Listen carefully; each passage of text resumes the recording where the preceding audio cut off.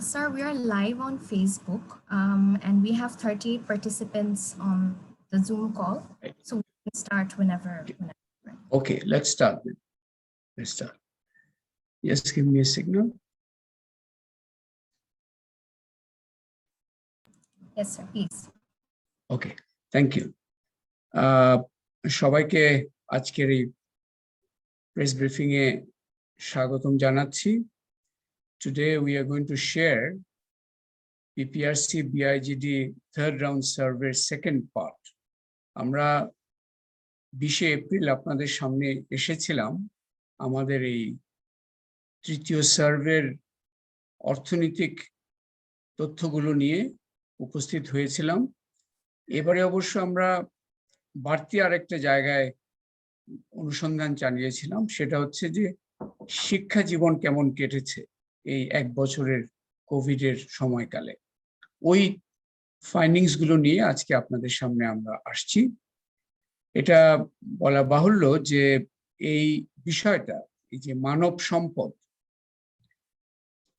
আমরা স্বাস্থ্য এবং অর্থনীতি নিয়ে কোভিডের অভিঘাত নিয়ে প্রচুর আলোচনা হয়েছে, বিশ্লেষণ হয়েছে, কিন্তু মানব সম্পদের উপর কি ধরনের প্রভাব পড়েছে সেই বিষয়টা নিয়ে আলোচনাটা আরো হওয়া দরকার। সেজন্য আমরা আজকে এখন শুরু করছি আমাদের ফাইন্ডিংস। আমি রিকোয়েস্ট করব আমাদের টিমকে প্রেজেন্টেশনটা শেয়ার করার।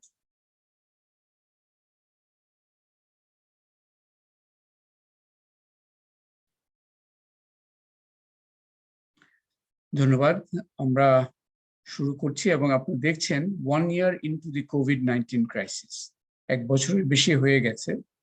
Educational life of the children কি ছিল তার উপর আজকের আমাদের প্রেস ব্রিফিং। আমি এবং আমার সাথে বিআইজিটির executive director doctor Imran Matin আছেন। টিম মেম্বারসদের নাম দেখছেন আপনি, আতিয়া রহমান, ইমরান মতিন এন্ড সাইফুল ইসলাম বিআইজিটি থেকে, হোসেন জিলুর রহমান, উমামা জিল্লুর, বিল্লাল হোসেন পিপিআরসি তরফ থেকে, কিন্তু এর বাইরেও কিন্তু অনেক টিম মেম্বার ছিল পিপিআরসি এবং বিআইজিটি দুই তরফ থেকেই। এবং একই সাথে আমাদের বড় একটা অংশ, প্রায় 60 জনের একটা টিম এই টেলিফোন ভিত্তিক যে গবেষণা কাজ সেটাতে অংশগ্রহণ করেছিলেন। নেক্সট, আমরা আজকে বেশ কিছু বিষয় আপনাদের তুলে ধরবো। স্যাম্পল কি, ফ্রেমওয়ার্ক কেমন, process and risk of learning loss, coping mechanism, psychological and economic cost, parental expectations and concerns, এবং সবশেষে পলিসি মেসেজগুলো আপনাদের কাছে তুলে ধরব। আমাদের সার্ভে এবং স্যাম্পল নিয়ে প্রথমে বলি। 11 মার্চ থেকে 31 মার্চ এর মধ্যে এই সার্ভেটা করা হয়েছিল। আমরা 6099 জনের উপর সার্ভে করেছি এবং এরা কিন্তু হচ্ছে যাদেরকে আমরা গত দুবারও সার্ভে করেছি। এরা একটা panel sample. 57% urban, slum and 43% হচ্ছে রুরাল। আর উত্তরদাতা ছিলেন পরিবার প্রধান। নেক্সট, আচ্ছা, আমাদের যে 6099 বললাম তার মধ্যে প্রায় 5000, 4940 জনের প্রাইমারি অথবা সেকেন্ডারি, ছেলে অথবা মেয়ে, এই ধরনের পরিবার ছিল। তার মানে হচ্ছে আমাদের এই শিক্ষা নিয়ে যেই গবেষণাটা, তার স্যাম্পল প্রায় 5000-এর মতো। শুধু 19% কোনো এই স্কুল এজ চিলড্রেন ছিল না। নেক্সট,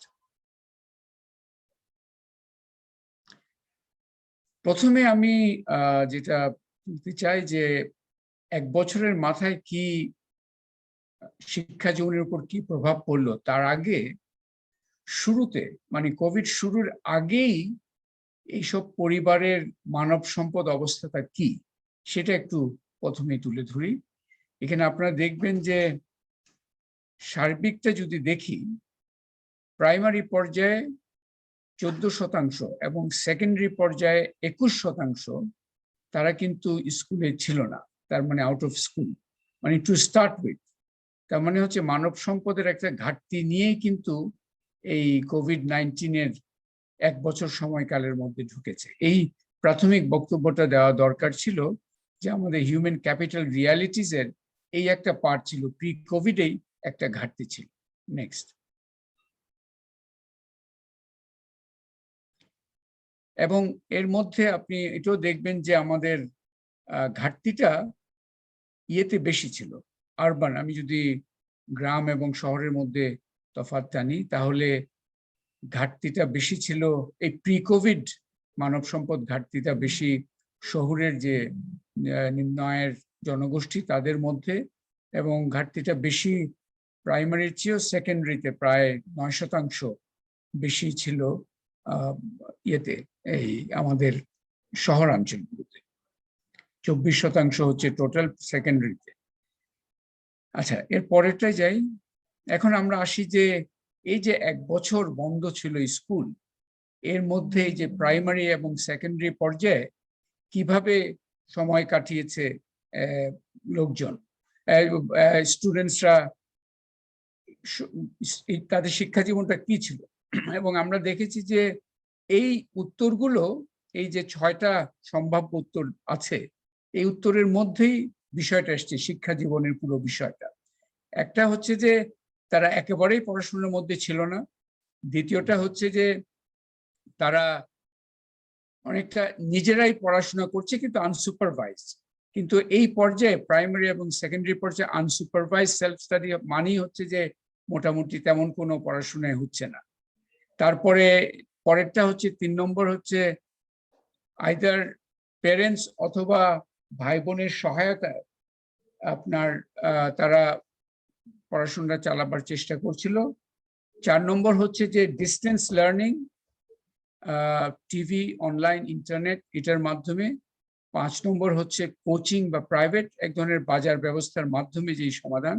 আরেকটা হচ্ছে মাদ্রাসায় শিফট করা। মাদ্রাসার একটা বিষয় হচ্ছে ওগুলো চালু ছিল, কওমি মাদ্রাসাগুলো, এবং সেখানে কিছুটা খাদ্য সহায়তা পাওয়া যায়, সেই জন্য ওইখানে বিশেষ করে দরিদ্র জনগোষ্ঠীগুলো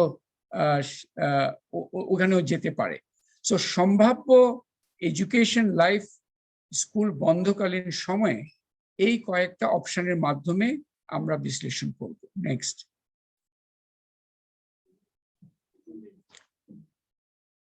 process and risk of learning loss. প্রথম যেটা আমরা বলতে চাই, আপনার খেয়াল আছে যে পড়াশোনার মধ্যে নেই, এবং নেক্সট পরের স্লাইডে যাই। মানে আমরা প্রথমে বুঝতে চাই যে পড়াশোনার মধ্যে থেকে অনেকটা হারিয়ে গেছে, ওই শতাংশ কত সেটা একটা ধরার চেষ্টা করি। সেখানে কিভাবে ধরলাম এটা, এই দেখেন একদম পড়াশোনার মধ্যে নেই সরাসরি উত্তর যেটা এসছে। আরেকটা হচ্ছে যে আনসুপারভাইজ সেলফ স্টাডি, মানে নিজেই পড়ছে। এখন আপনি চিন্তা করেন প্রাইমারি একটা ছাত্র বা সেকেন্ডারি একটা ছাত্রছাত্রী আনসুপারভাইজ পড়া মানে কেমন কিছু পড়াশোনা হচ্ছে না। আর 3 নম্বর হচ্ছে যাই হচ্ছে তার মধ্যে অনিয়মিত। এই 3টা যোগ করে আমরা একটা লার্নিং লস রিস্ক তৈরি করেছি, একটা ফর্মুলা বের করেছি যে লার্নিং লস মানে সে পড়াশোনা থেকে হারিয়ে যাওয়ার একটা সম্ভাবনা তৈরি হয়েছে, এবং এটার পরিমাণ কেমন সেটা ধরার জন্য এই 3টা ভ্যারিয়েবলকে আমরা অ্যাড করেছি। নেক্সট। এখানে দেখেন আমরা দিয়েছি primary male female, secondary male female, আবার গ্রাম শহর সব মিলিয়ে আমরা দেখেছি। দেখবেন যে এই লার্নিং লসের যে সামারি ফিগার যেটা, সেটা সেকেন্ডারিতে প্রাইমারির চেয়ে বেশি। তার মানে সেকেন্ডারির পড়াশোনা নিজের চালিয়ে যাওয়ার সম্ভাবনা কম, সেজন্য এখানে লার্নিং লস রিস্কও বেশি। মেলসদেরও ফিমেলদের তুলনায় মেলদেরটা লার্নিং লস রিস্ক আরেকটু বেশি। এবং 3 নম্বর হচ্ছে গ্রামের তুলনায় শহর অঞ্চলগুলোতে লার্নিং লস রিস্কটা আরেকটু বেশি। সো আমরা যখন দেখছি, যেমন ধরেন সেকেন্ডারি মেল, সবচেয়ে বেশি লার্নিং লস হচ্ছে যে আরবান সেকেন্ডারি মেল, এই গ্রুপটার হচ্ছে 30%, যেটা লার্নিং লসের মধ্যে আছে। এবং পরবর্তীতে হয়তো স্কুল খোলার পরেও এই লার্নিং লস থেকে হয়তো ড্রপ আউট রিস্ক তৈরি হতে পারে। আমরা এই পর্যায়ে লার্নিং লসের বিষয়টা কি তুলে ধরতে চাচ্ছি। নেক্সট, আমরা এরপরে দেখি যে লার্নিং লসটা দারিদ্র গোষ্ঠীগুলোর মধ্যে তফাৎ ছিল কিনা, এবং দেখা যাচ্ছে যে খুবই পরিষ্কার যে দরিদ্র যে পরিবারগুলো, এক্সট্রিম পুয়ার, তাদের মধ্যে লার্নিং লসের হারটা সবচেয়ে বেশি। সেটা প্রাইমারি মেল বলি, primary female, secondary male, secondary female. Secondary মেলে দেখেন দরিদ্র এক্সট্রিম পুয়ারের মধ্যে 33% লার্নিং লসের রিস্কের মধ্যে রয়ে গেছে।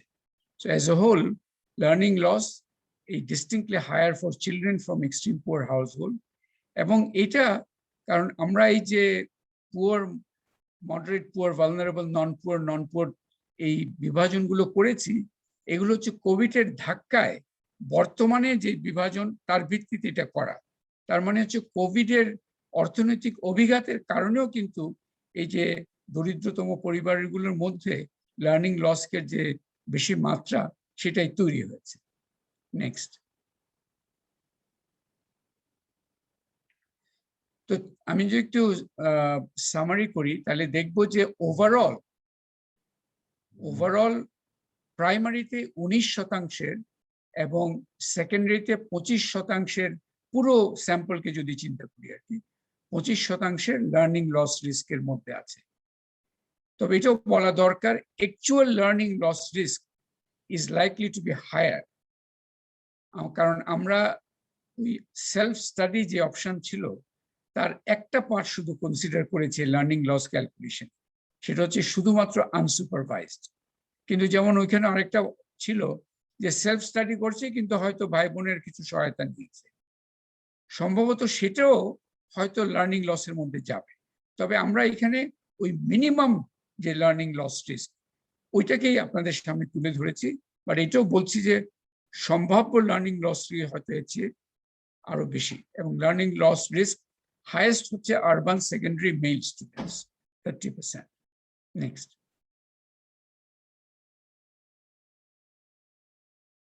ওকে, এরপরে আমরা কোপিং ডিউরিং স্কুল ক্লোজার, কিভাবে একটা তো লার্নিং লস হলো কিন্তু অন্যান্যরা কিছু না কিছু করার চেষ্টা করেছে, সেটা কিভাবে করেছেন এটা এখন আমি ডক্টর ইমরান মতিনকে আমন্ত্রণ জানাচ্ছি এই পর্যায়ে থেকে বলার জন্য। ধন্যবাদ। ধন্যবাদ জিলুর ভাই। আমরা পরের স্লাইডে যাই। তো আমরা যেটা আগেও দেখেছি যে লার্নিং লসের তো একটা ব্যাপার আছে, কিন্তু এডুকেশন লাইফে আমরা নানা ধরনের কোপিং মেকানিজম আমরা লক্ষ্য করেছি, রেসপন্স থেকে এসছে। সেই কোপিং মেকানিজম গুলা নিয়ে আমরা এখন একটু আলোচনা করব। সেই কোপিং মেকানিজম গুলো আসলে কতটুকু এফেক্টিভ এবং সেটার ইয়েগুলা কি, সেটা ডিটারমিনেন্টস গুলো কি, সেটা নিয়ে একটু আমরা এক্সপ্লোর করব।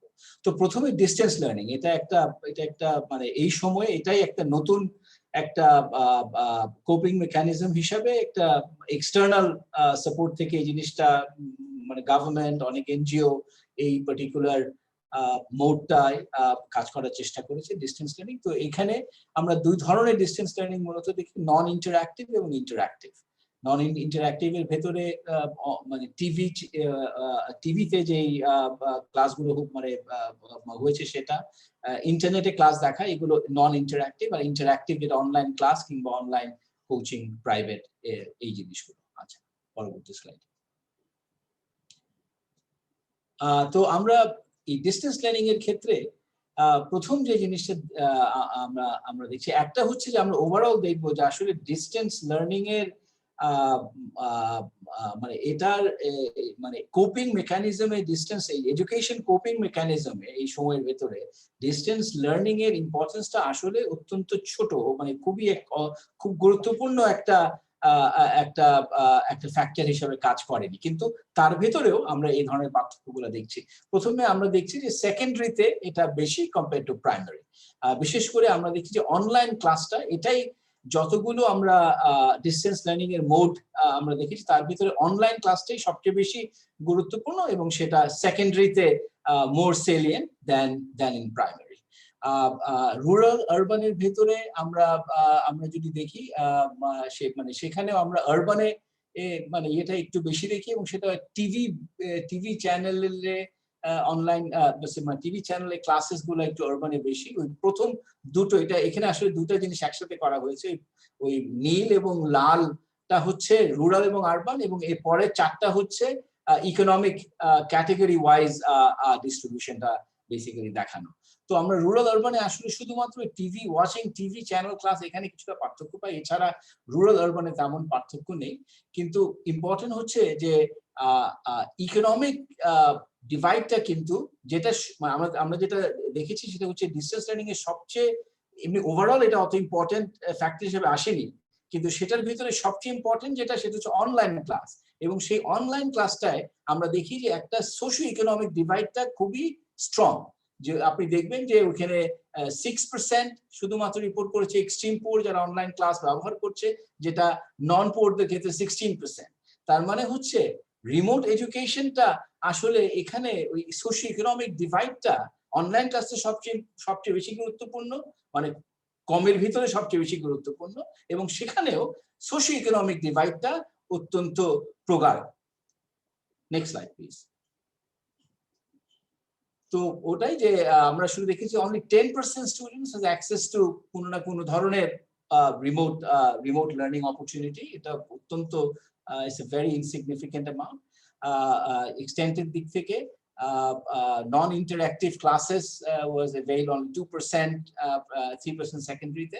আর সেকেন্ডারি স্টুডেন্টের ক্ষেত্রে এটা বেশি আমাদের দেখেছি, ইন্টারঅ্যাক্টিভ অনলাইন অপশনটা ওরা বেশি ব্যবহার করেছে।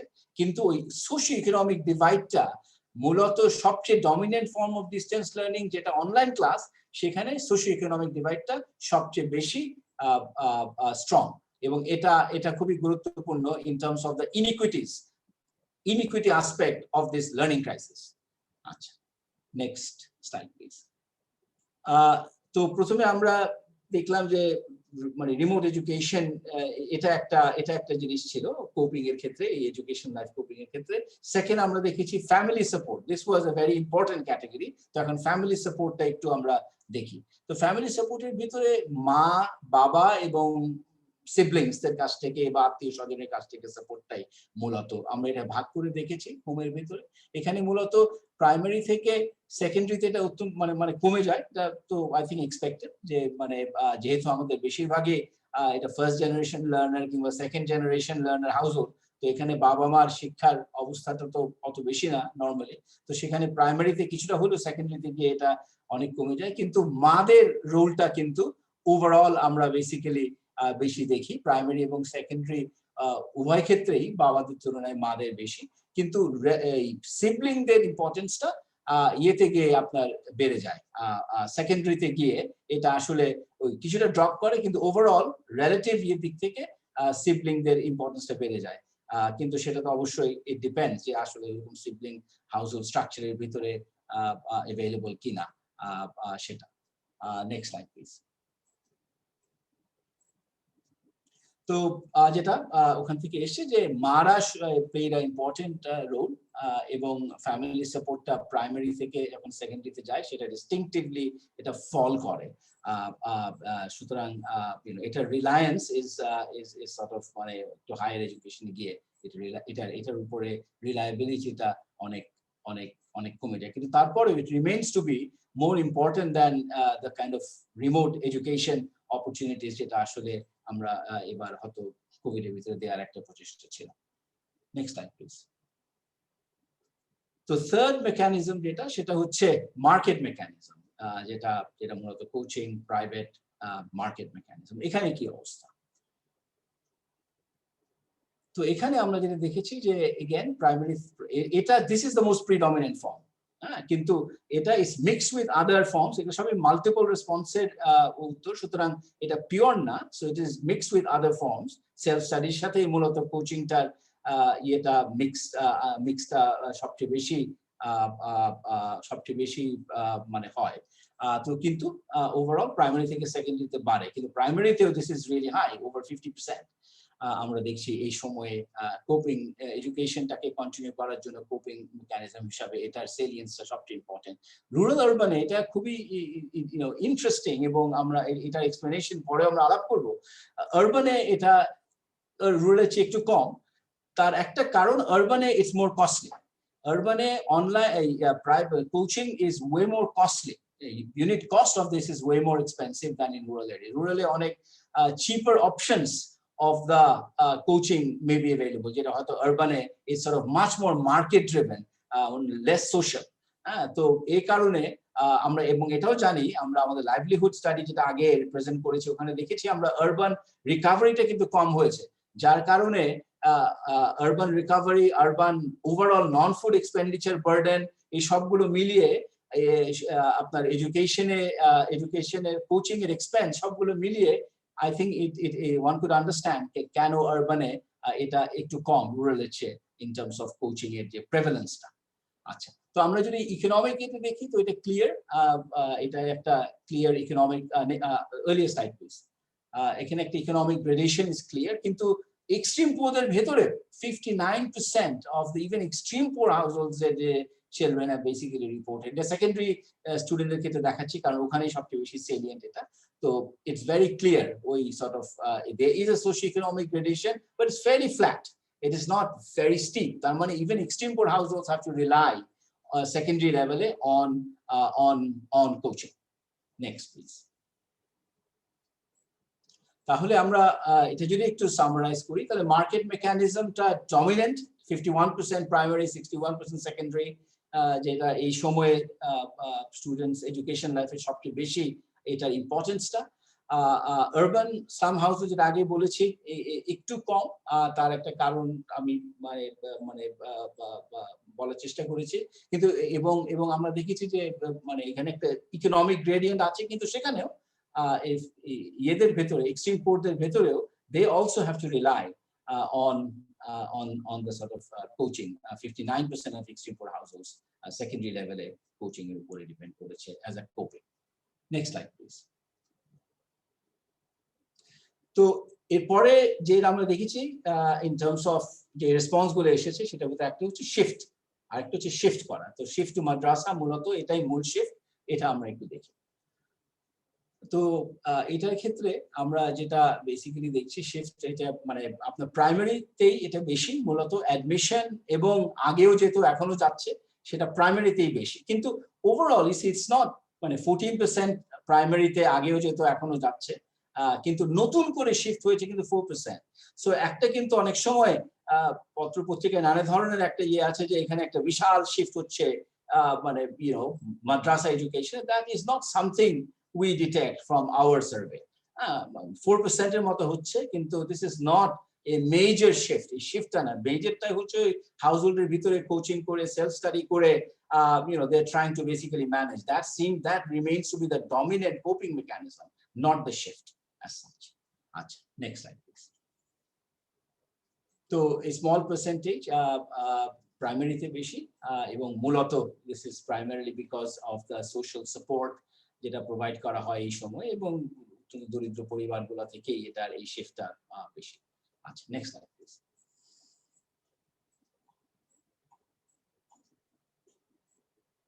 ওকে, জিলু ভাই, should I continue? Okay, please Imran, continue. আচ্ছা, I'll come back at the messages part. All right, okay. So এরপরে আমরা একটু তো এতক্ষণ তো আমরা দেখলাম যে এই এডুকেশন লাইফে এই সময়টাতে আসলে কোপিংটা কিভাবে হলো সেটার একটা চিত্র আমরা তুলে ধরলাম। এখন সেটার কস্টটা কি, এই ধরনের কোপিংটা, তো এই কোপিংটার কস্টটা কি, স্কুল বন্ধ, কোপিংটা নানা ধরনের ফ্রেজিলিটি আছে এটার ভিতরে এবং নানা ধরনের প্রেসার পয়েন্ট তৈরি হচ্ছে। So what is the cost of this coping? তো এখানে আমরা মূলত একটা মেন্টাল হেলথে একটা কস্ট এবং কিছুটা ইকোনমিক ডিমেনশন থেকেও মানে আমরা দেখার চেষ্টা করেছি। তো যেটা আমরা দেখছি যে 12% 10 থেকে 20 বছরে তারা রিপোর্ট করেছে, তারা না, তাদের প্যারেন্টস রিপোর্ট করেছে, রিপোর্ট না, আমাদের পুরো সার্ভেটা তো আমরা হাউস হোল্ড হেড কে সার্ভে করা হয়েছে, and তাদের রেসপন্স about the children. তো 12% কিন্তু আরবানে বেশি আমরা বেসিক্যালি দেখছি compared to rural. I think that is also understandable. আমরা কিন্তু এটা ইন্টারেস্টিং, আমরা আরেকটা সার্ভে বিআইজিডি থেকে করেছি 18 থেকে 20, আরেকটু ওল্ড মানে 10 থেকে 20 কোহর্টের ভিতরে একটু ওল্ডার এজ কোহর্টে, কিন্তু ওখানে আমরা সরাসরি ইউথদেরকে জিজ্ঞেস করেছি about their মানে মেন্টাল স্ট্রেস স্ট্যাটাস। সেখানে কিন্তু 52% রিপোর্টেড মেন্টাল স্ট্রেস। তার মানে এখানে একটা হয়তো বয়সের একটা ব্যাপার আছে, আসলে কিন্তু একটু ওল্ডার এজ গ্রুপে এটা বেশি হয়তো আমরা পাচ্ছি, কিন্তু আমার মনে হয় এখানে আরেকটা ইম্পর্টেন্ট ইমপ্লিকেশনস মনে হয় আছে, সেটা হচ্ছে যে parental awareness about the children's mental health status এখানেও মনে হয় একটা ডেফিসিট আছে।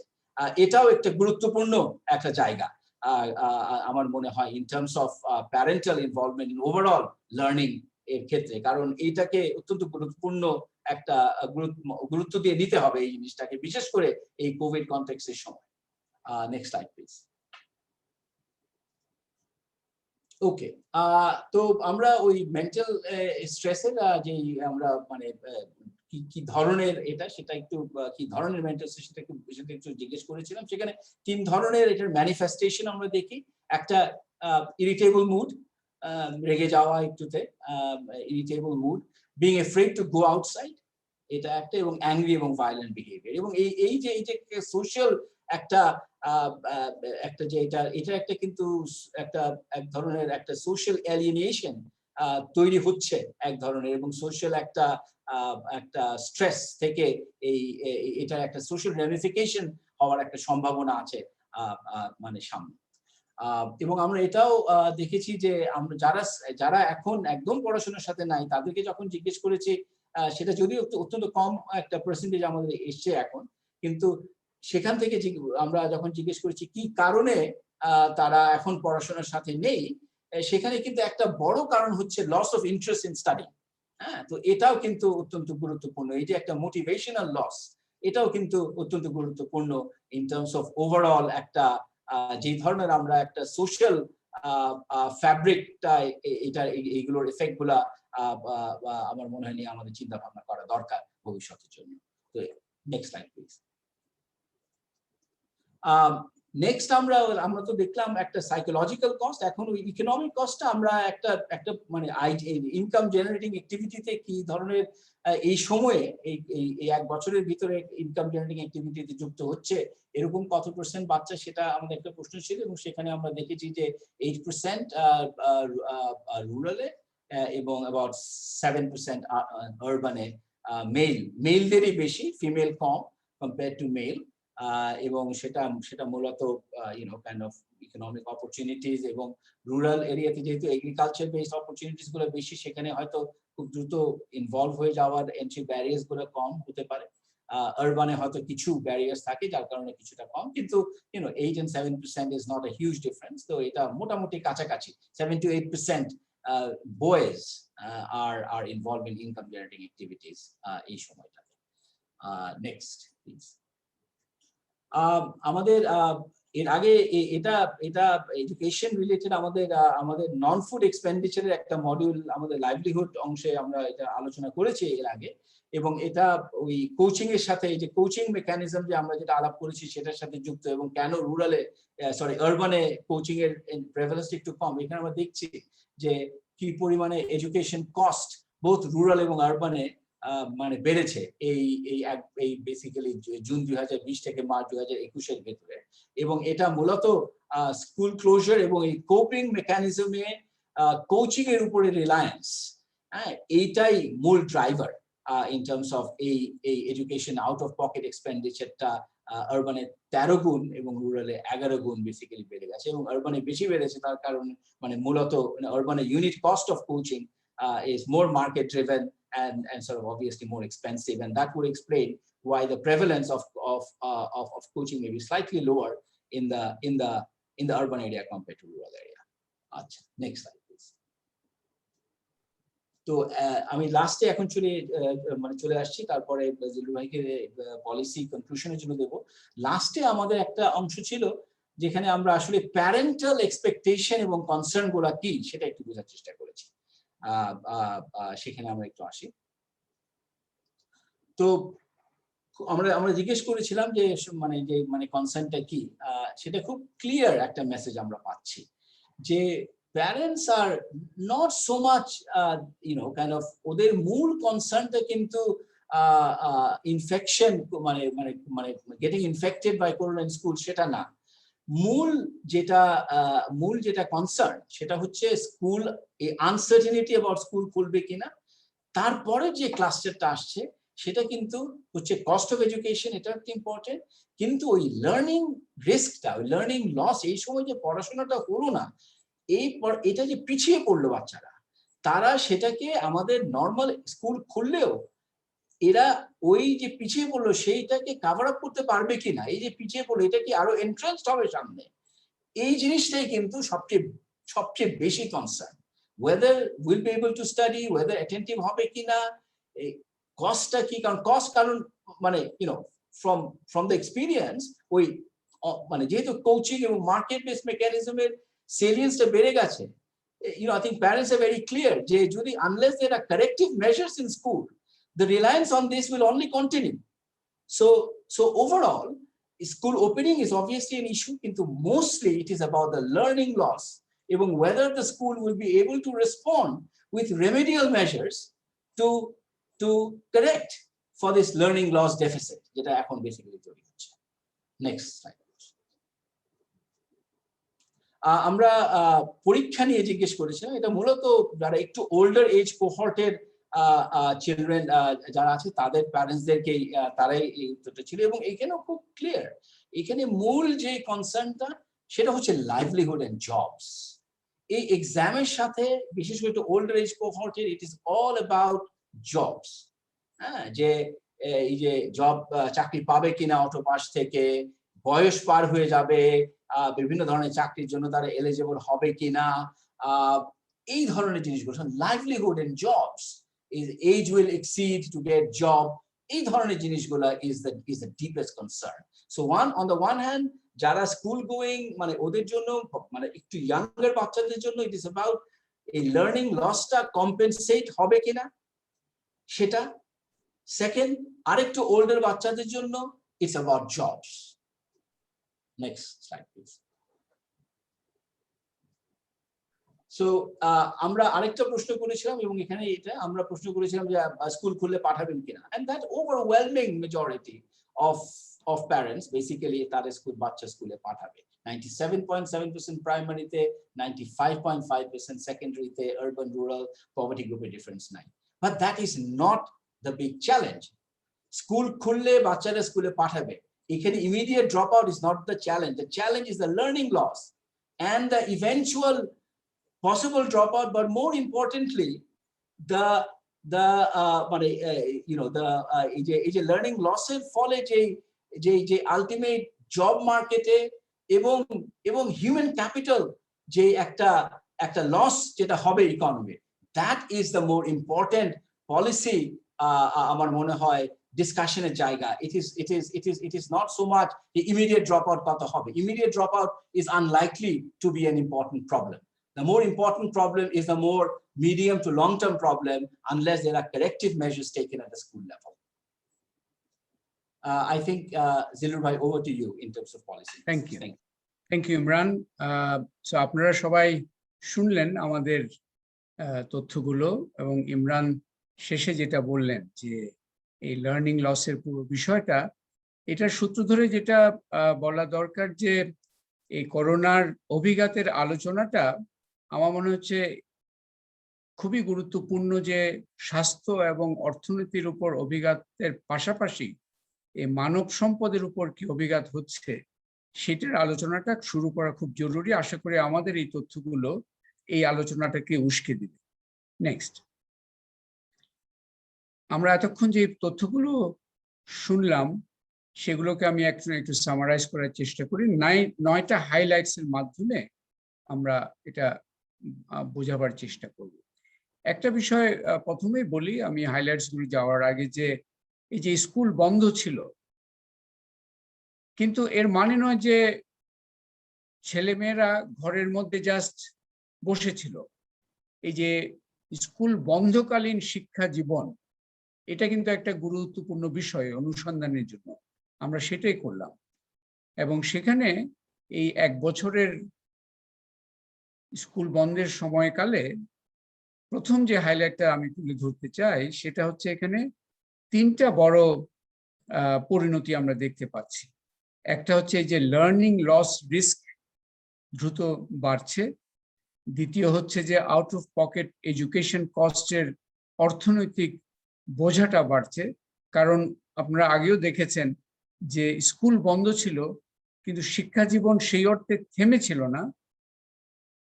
তার মধ্যে এই যে মার্কেট, কোচিং ইত্যাদির উপর নির্ভর করার ফলে এই অর্থনৈতিক বোঝাটাও কিন্তু বেড়েছে। এবং তৃতীয় যেই কনসিকুয়েন্সটা গুরুত্বপূর্ণ সেটা হচ্ছে মাল্টি ডাইমেনশনাল সোশ্যাল এলিনিয়েশন। এখানে কিন্তু ইমরান ওনার বক্তব্যে খুব গুরুত্বপূর্ণ একটা কথা বলেছেন যে আমরা আমাদের তথ্যদাতা ছিল কিন্তু প্যারেন্ট, বাবা বা মা, এবং আমরা যদি সরাসরি ছেলে মেয়েদেরকে প্রশ্ন করতাম তাহলে তৃতীয় যে কনসিকুয়েন্স মাল্টি ডিমেনশনাল সোশ্যাল এলিনিয়েশন, এটার হয়তো আরো দিক এবং এটা গুরুত্ব হয়তো আরো বেশি উঠে আসতো। কিন্তু ইভেন বাবা মার বক্তব্য থেকেও এর গুরুত্বটা অলরেডি কিছুটা চলে আসছে। সো এই 3টা বিষয় নিয়ে আমাদেরকে এই 1 বছরের মাথায় মানব সম্পদের আলোচনায় 3টা বিষয়কে খুব গুরুত্ব দিয়ে আলোচনা করতে হবে। প্রথমে আমি আসি এই যে লার্নিং লস। লার্নিং লসটা কিন্তু হচ্ছে যে ভবিষ্যতে হয়তো এটা ড্রপ আউট হয়ে যাবে, কিন্তু এসেনশিয়ালি একটা স্কিল লস হচ্ছে সমাজের, মানব সম্পদের কোয়ালিটির একটা ঘাটতি শুরু হচ্ছে। এটাই হচ্ছে লার্নিং লসের অন্যতম কথা। এখানে আমরা যেটা আগেও বলেছি, হয়তো অ্যাকচুয়াল লার্নিং লস আমরা যে মিনিমামটা বলছি তার চেয়ে হয়তো আরো বেশি, বেশ কিছু বেশিও হতে পারে। তবে আমরা এই মিনিমামটা নিয়ে আলোচনা করি। At a minimum learning loss risk হচ্ছে প্রাইমারিতে 19% এবং সেকেন্ডারিতে 25%। এটাকে যদি আমি আমাদের টোটাল প্রাইমারি স্টুডেন্টস এবং টোটাল সেকেন্ডারি স্টুডেন্টসের মাথায় নিয়ে ন্যাশনালি ট্রান্সলেট করি তাহলে দেখা যাবে যে প্রাইমারির মধ্যে 3.42 মিলিয়ন, প্রায় 34 লাখ প্রাইমারি ছাত্রছাত্রী এই লার্নিং লস রিস্কের মধ্যে আছে এবং সেকেন্ডারির মধ্যে প্রায় 25 লাখ ছাত্রছাত্রী এই লার্নিং লস রিস্কের মধ্যে আছে। তার মানে হচ্ছে পুরো প্রাইমারি সেকেন্ডারি দুটা মিলে স্কুল ছাত্রছাত্রীদের প্রায় 6 million, 60 lakh, 5.92 million school children are at serious learning loss risk. এটা একটা অত্যন্ত দুশ্চিন্তার বিষয় এবং আমরা অর্থনীতির পুনরুদ্ধার নিয়ে যেভাবে আলোচনা করব, এই লার্নিং লস থেকে কিভাবে সমাজকে পুনরুদ্ধার করা যেতে পারে সেই আলোচনাটা সমগুরুত্ব দিয়ে কিন্তু আলোচনাটা করাটা জরুরি। নেক্সট, 3 নম্বর যেই হাইলাইটটা বলতে চাই সেটা ইমরান আগে বলেছেন যে এই যে কোপিং এর চেষ্টা করা, যে বন্ধ শিক্ষা জীবন যেন স্তব্ধ না হয়, কি করা যেতে পারে, অনেকগুলো অপশনস আমরা দেখেছি। তার মধ্যে সবচেয়ে বড় অপশন হচ্ছে recourse to market solutions. 51% primary students এবং 61% সেকেন্ডারি স্টুডেন্টস তারা এই কোচিং, প্রাইভেট এডুকেশন সার্ভিস ইত্যাদি নিয়েছে। এখন আপনি চিন্তা করে দেখবেন, স্কুল বন্ধের মূল একটা উদ্দেশ্য নিশ্চয় ছিল ছেলে মেয়েদেরকে ঘরে নিরাপদ রাখা, কিন্তু আসলে এই শিক্ষা জীবন এতদিন বন্ধ থাকার ফলে তারা কিন্তু ঠিকই বেরিয়ে গেছে, স্কুলে যায়নি কিন্তু কোচিং সেন্টার বা প্রাইভেট এডুকেশন সেন্টারে সেখানে কিন্তু তারা গিয়েছে এবং সেটার পরিমাণটা কিন্তু বেশ বড়, আমরা যে ফিগারগুলো দেখতে পাচ্ছি। So this on the one hand defeated the very purpose of school closure. একই সাথে এই প্রাইভেট কোচিং ইত্যাদির কারণে পরিবারগুলোর উপর ইকোনমিক বার্ডেনটাও বেড়েছে, যেটা আমরা আগে দেখেছি, এবং এই বার্ডেনটা দরিদ্র পরিবারগুলোর আরো বেশি করে পড়েছে কারণ তাদের আয়ের তুলনায় এই খরচগুলো তাদের করতে হয়েছে।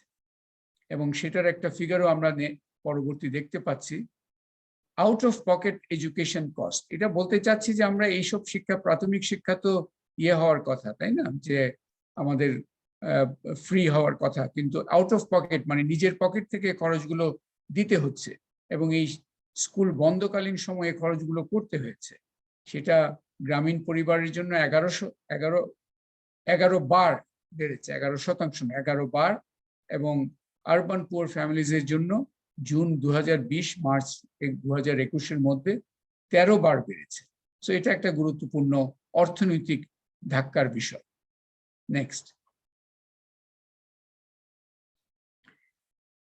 এটা একটা বড় বিষয়, আমরা অনেক আলোচনা শুনেছি এই যে 1 বছর স্কুল বন্ধ থাকার সময়কালে যে ডিজিটালের মাধ্যমে, ডিজিটাল সলিউশনস এর মাধ্যমে, টেকনোলজিক্যাল সলিউশনস ইত্যাদির মাধ্যমে হয়তো এই স্কুল বন্ধের সময়ও শিক্ষা জীবন ভালো করে এগিয়ে গেছে, কিন্তু বাস্তবতা হচ্ছে আসলে এই রিমোট লার্নিং, ডিস্টেন্স লার্নিংটা থ্রু টেকনোলজিক্যাল সলিউশনস মোটামুটি একটা লিমিটেড রোল প্লে করেছে সবকিছু যদি চিন্তা করি আর কি। এবং এর মধ্যে একটা বড় অপশন, পলিসি পর্যায়ে একটা বড় অপশনের কথা বলা হয় এই টিভি, পাবলিক টিভির মাধ্যমে নন ইন্টারঅ্যাক্টিভ ক্লাসেস, এগুলোর মাধ্যমে এই শিক্ষা জীবন চালিয়ে যাওয়া। কিন্তু সেখানে আমরা দেখতে পাচ্ছি যে শুধুমাত্র 2% প্রাইমারিতে এবং 3% সেকেন্ডারিতে আমাদের স্যাম্পলে তাদের উত্তর এসছে যে তারা এই পাবলিক টিভির মাধ্যমে তারা সেটা দেখার চেষ্টা করছে। ওভারঅল only around 10% ছাত্রছাত্রীদের 10% had access to or used distance learning opportunities. তবে এখানে বলা দরকার যে প্রাইমারির তুলনায় সেকেন্ডারির ছাত্রছাত্রীরা গ্রেটার ইন্টারেস্ট দেখিয়েছে interactive online options relative to primary students, 10% to 1%. So এটা একটা বিষয় যে হয়তো এটার এই টেকনোলজিক্যাল সলিউশনস এর গুরুত্ব নিশ্চয়ই আছে, ডিস্টেন্স লার্নিং, রিমোট লার্নিং, কিন্তু এখনো এটা সেইভাবে আকর্ষণ করতে পারে না, বিশেষ করে নন ইন্টারঅ্যাক্টিভ এই যে পাবলিক টিভির মাধ্যমে যেটা দেওয়া, সেটা আসলে অত বেশি আকর্ষণ করতে পারে। ফ্যামিলি সাপোর্টের কথা ইমরান আগে বলেছিলেন, কারণ পরিবারের মধ্যে বাবা মা ভাই বোন আত্মীয় স্বজন হয়তো চেষ্টা করে কিছুটা সহায়তা করতে এই শিক্ষা জীবনকে চালিয়ে যাওয়ার জন্য। এখানে আমরা একটা গুরুত্বপূর্ণ বিষয় রেখেছি যে বিশেষ করে প্রাইমারি স্টুডেন্টদের জন্য মারা উইদিন লিমিটস একটা গুরুত্বপূর্ণ ভূমিকা রেখেছে, একটা সাপোর্টিভ রোল। এবং ভবিষ্যতে এই লার্নিং লস রিকভারিতে যদি কোনো বড় ধরনের উদ্যোগ নিতে হয়, এই মাদের এই ভূমিকাটাকে কিভাবে লিভারেজ করা যায় সেটা আমাদের একটা মাথায় রাখাটা খুবই জরুরি। নেক্সট, আমরা এই যে বন্ধ ছিল শুধু শিক্ষা জীবন চালিয়ে গেছে তা নয়, তার তো অর্থনৈতিক কস্টটা তো দেখেছি, কিন্তু এই যে সাইকোলজিক্যাল কস্টও গুরুত্বপূর্ণ। আমাদের যেহেতু বাবা মারাই উত্তর দিয়েছে, সেখানে আমরা পেয়েছি 12% 10 to 20 year olds, এবং আরবান সাবস্যাম্পল আরেকটু বড় 16%, তারা suffering from mental stress. But এটা সম্ভবত ইমরান যে আরেকটা বিআইজিটি সার্ভের কথা বলেছে, এটা সম্ভবত আন্ডার এস্টিমেট, কারণ আমরা যদি সরাসরি ওই বাচ্চাদের সাথে প্রশ্ন করতে পারতাম হয়তো এই ফিগারটা আরো বড় হতো। তারপরেও এটা একটা ইঙ্গিত দিচ্ছে যে এই সময়কালে মেন্টাল স্ট্রেস একটা ইস্যু, যেটাকে আমাদের মাথায় রাখা দরকার। আমাদের বাবা মাদের চিন্তাগুলো মূলত কি এই শিক্ষা জীবন মানব সম্পদ নিয়ে? 4টা বিষয়ের অ্যারাউন্ডে বাবা মার চিন্তাগুলো আমরা দেখতে পাচ্ছি। একটা হচ্ছে যে ছেলে মেয়েদের লার্নিং লস হচ্ছে, আবার মোটিভেশনাল লস হচ্ছে, মানে শিক্ষার প্রতি আগ্রহটা কমে যাচ্ছে। এটাও কিন্তু তাদের একটা বড় দুশ্চিন্তার কারণ, লার্নিং এন্ড মোটিভেশন লস। দ্বিতীয় হচ্ছে যে তাদের যে খরচের বোঝা, out of pocket education cost burden, এটা একটা তাদের কনসার্ন। থার্ড কনসার্ন হচ্ছে যে স্কুল কবে খুলবে, এই যে অনিশ্চয়তা, এটা একটা বড় কনসার্ন তাদের। এবং ফোর্থ কনসার্ন কিন্তু হচ্ছে, আপনি দেখেন ইমরান যেটা আগেও বলেছিল, যে এই যে শিক্ষার সাথে যে জব মার্কেটের একটা যে সম্পর্ক, বাবা মাদের ওই চিন্তা যে পাস কবে করবে, দিলে সেটা নিয়ে একটা, এবং এটাও একটা এসছে যে অটো পাসের একটা আমরা এবার দেখেছি যে যেহেতু পরীক্ষা নেওয়া যায়নি, অটো পাস দেয়া হয়েছে।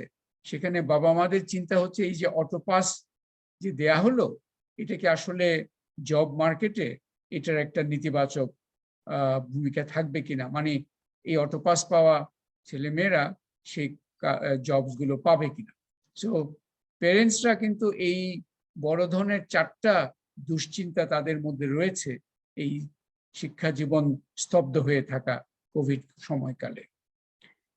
এবং এটাও দেখেন, তারা কিন্তু আমরা আগের ফিগারে দেখেছি যে করোনার যে হবে সংক্রমণের ভয়টা তাদের মধ্যে অত বড় ভূমিকা রাখেনি। তারা স্কুল যদি খুলে তাহলে কিন্তু তারা প্রায় অলমোস্ট সবাই 97.7% মানে 98% প্রাইমারি গার্ডিয়ানস আর 96% সেকেন্ডারি গার্ডিয়ানস তারা বলেছে যে তারা বাচ্চাদেরকে স্কুলে পাঠাবে।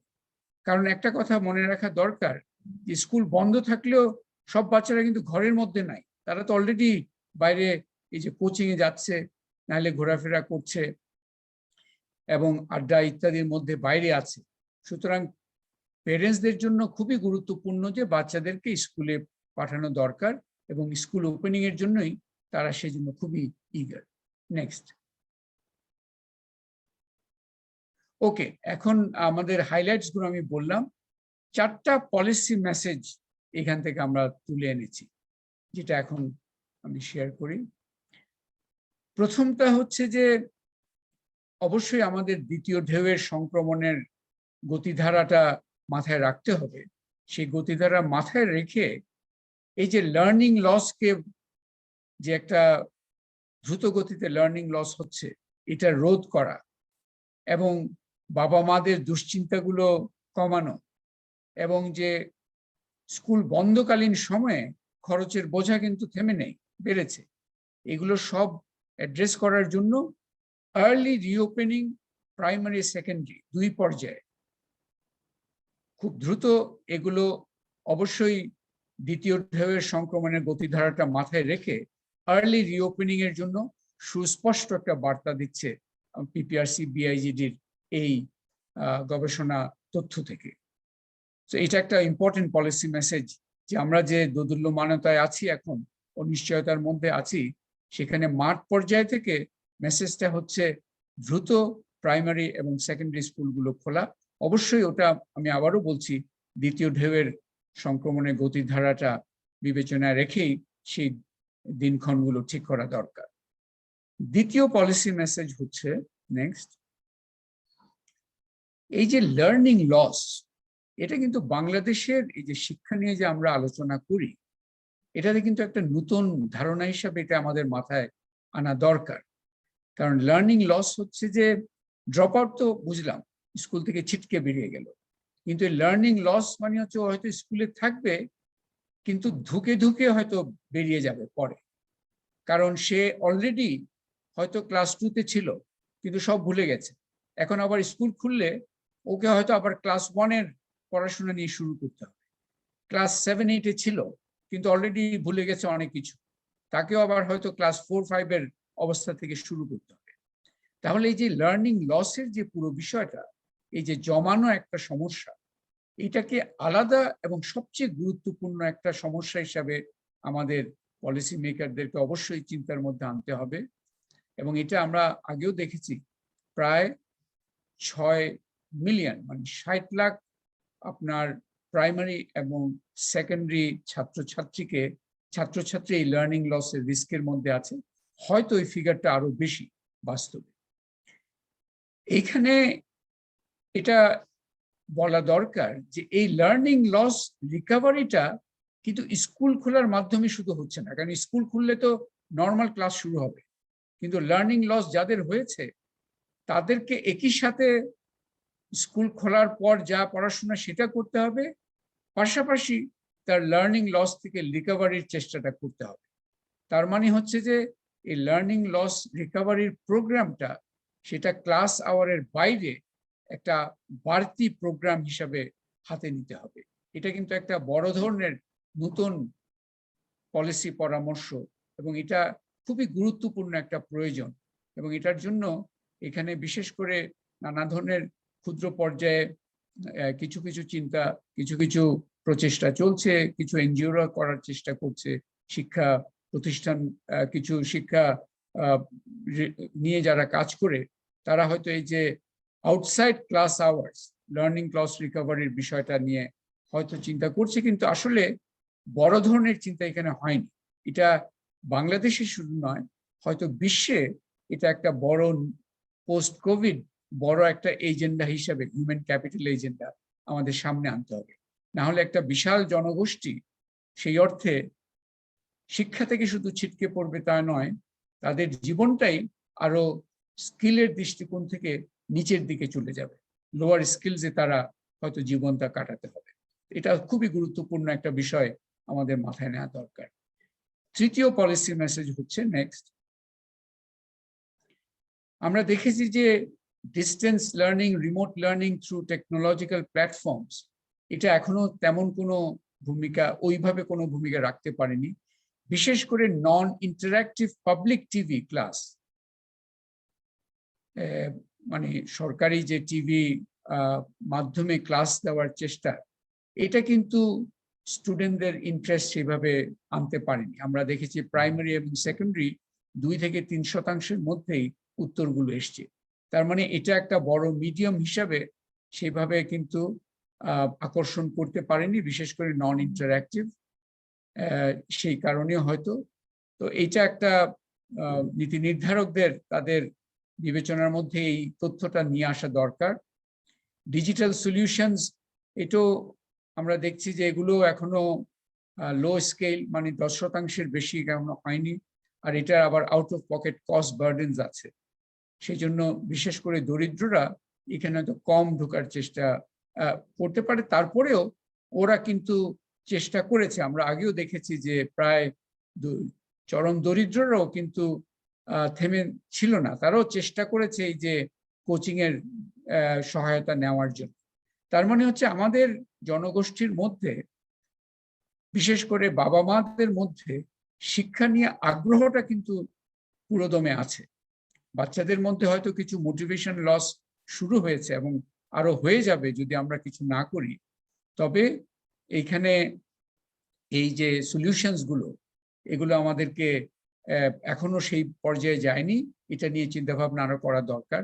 এখানে আমাদের সার্ভের মধ্যে এটা তেমন কিছু আসেনি, যদিও এই যে রেডিওর potential of radio as a hybrid interactive solution, এখানে একটু আলোচনার মধ্যে নিয়ে আসা দরকার। বিশেষ করে আমি যেটা বললাম যে outside class hours learning loss রিকভারির জন্য এই রেডিও, কমিউনিটি রেডিও, এগুলোর একটা বড় ধরনের সম্ভাবনা আছে।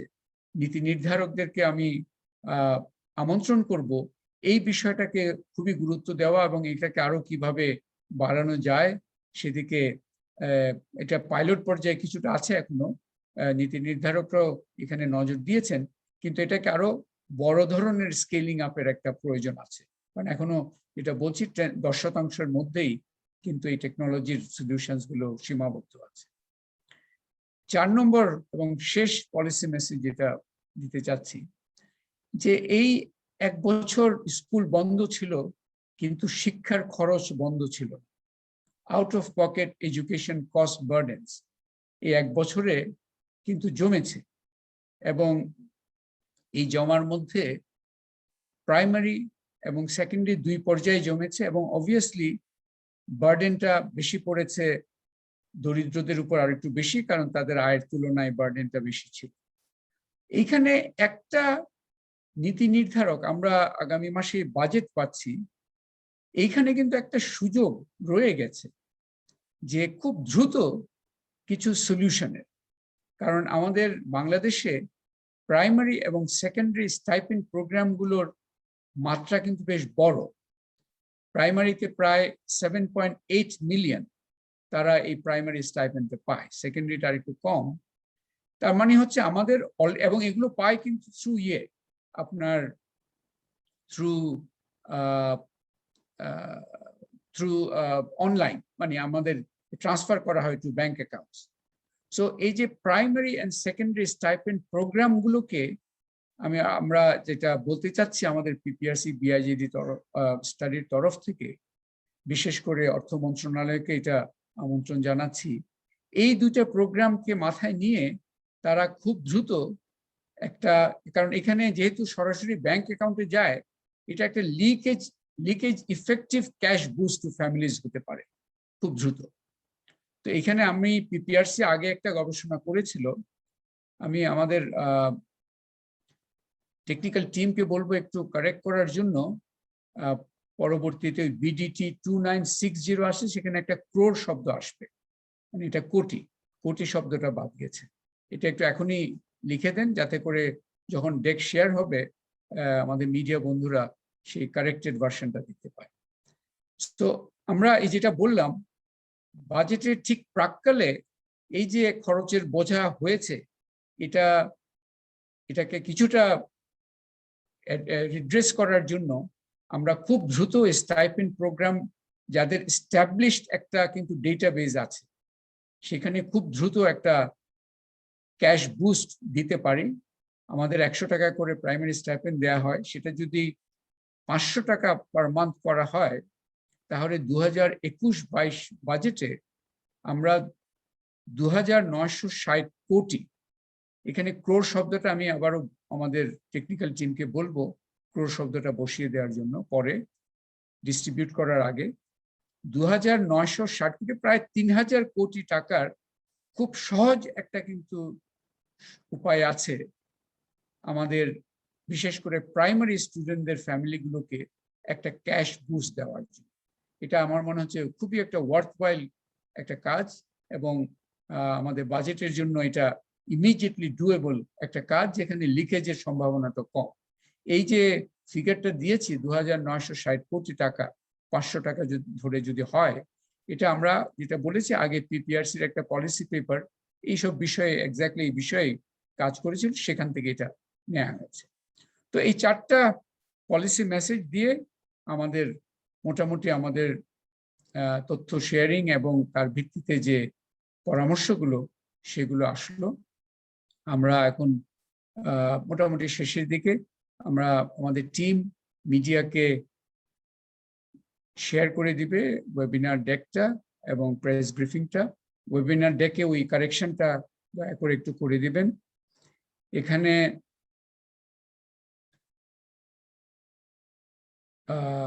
আমরা যদি মিডিয়া তরফ থেকে কোনো প্রশ্ন থাকে চ্যাট বক্সের মাধ্যমে, আমরা তাহলে সেটা ব্রিফলি উত্তর দেওয়ার চেষ্টা করতে পারি। আমাদের টেকনিক্যাল টিম এখানে একটু যদি সহায়তা করেন।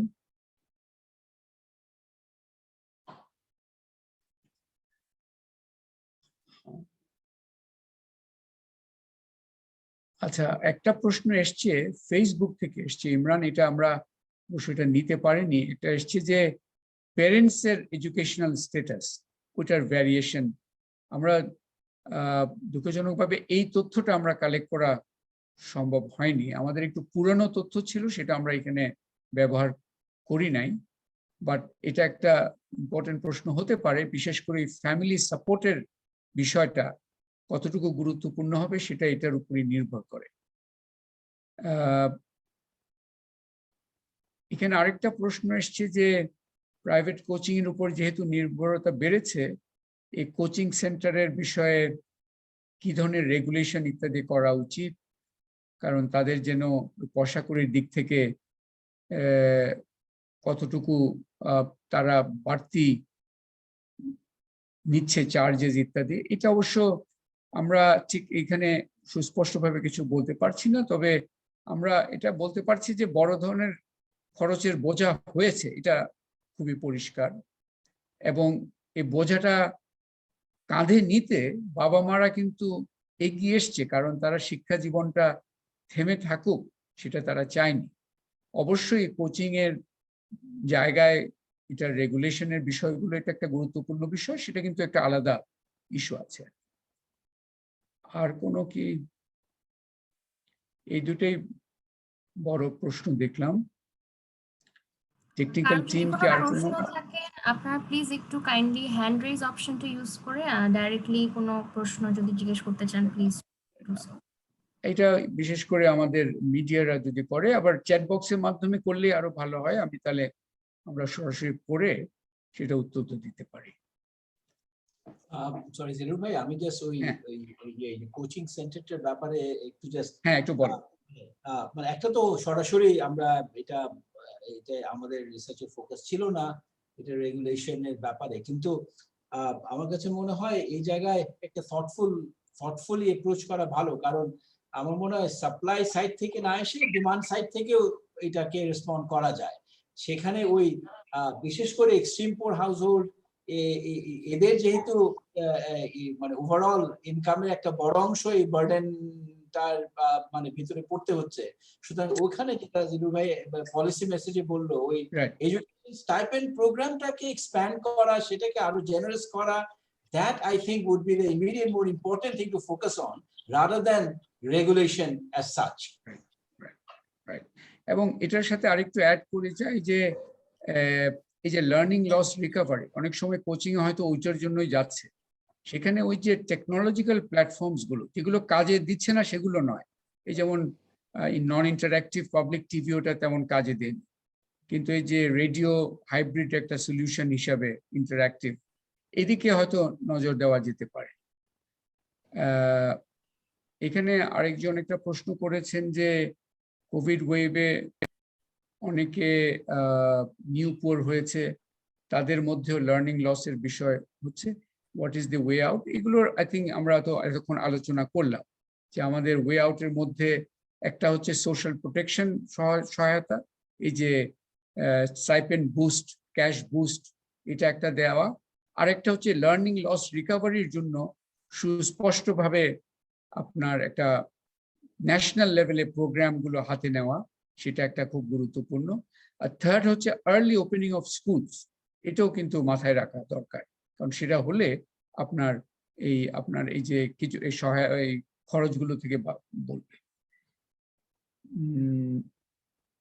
আপনারা বলেছেন প্রাথমিক পর্যায়ে সহায়তা বাড়ানোর কথা, সেটা মূলত সরকারি, কিন্তু ঢাকায় ও বিভাগীয় শহরে বেসরকারি প্রতিষ্ঠানে বিপুল সংখ্যক শিক্ষার্থী রয়েছে, তাদের ব্যাপারে আপনাদের কোনো পরামর্শ? এখানে ওই স্টাইপেন্ড প্রোগ্রামটা হয়তো ইয়েতে, এই যে নন গভর্নমেন্ট সেকেন্ডারিতে আর কি, সেকেন্ডারি স্টাইপেন্ডটার মধ্যে হয়তো ওই বেসরকারি শিক্ষার্থী যারা আছে তাদের একটা অংশ রয়েছে। আমরা অবশ্যই ন্যূনতমটার কথা বললাম, যেহেতু অলরেডি একটা আইডেন্টিফাইড ডেটা বেজ আছে পরিচিত, কিন্তু আপনার কথা একেবারেই সঠিক যে আমাদের সরকারি স্কুলের বাইরে বেসরকারি প্রতিষ্ঠানেও বিপুল সংখ্যক শিক্ষার্থী রয়েছে যারাও কিন্তু এই পুরো সমস্যার মধ্যে পড়েছে।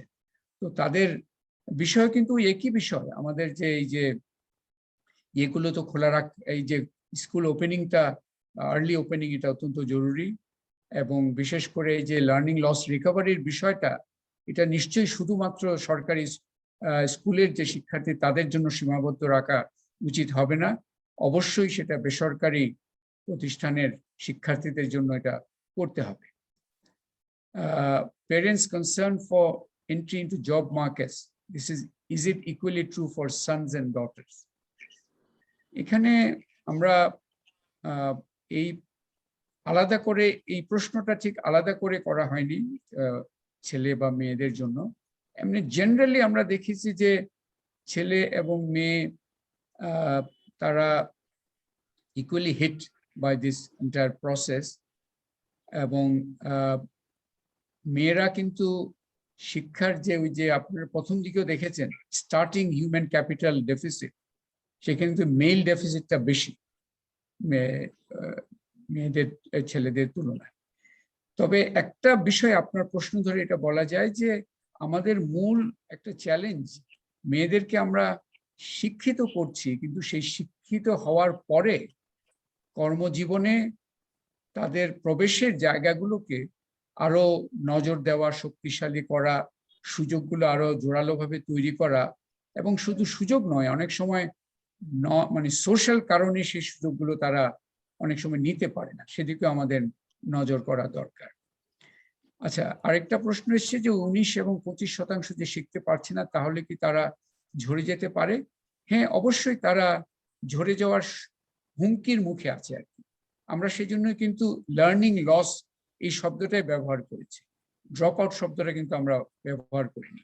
কিন্তু লার্নিং লসের একটা অবধারিত পরিণতি হবে ড্রপ আউট, যদি আমরা সেখানে নজর না দিই। এখানে একটা বড় ইয়ে হবে। Many private sector kindergarten schools have closed down. What will be the fate of students of these schools?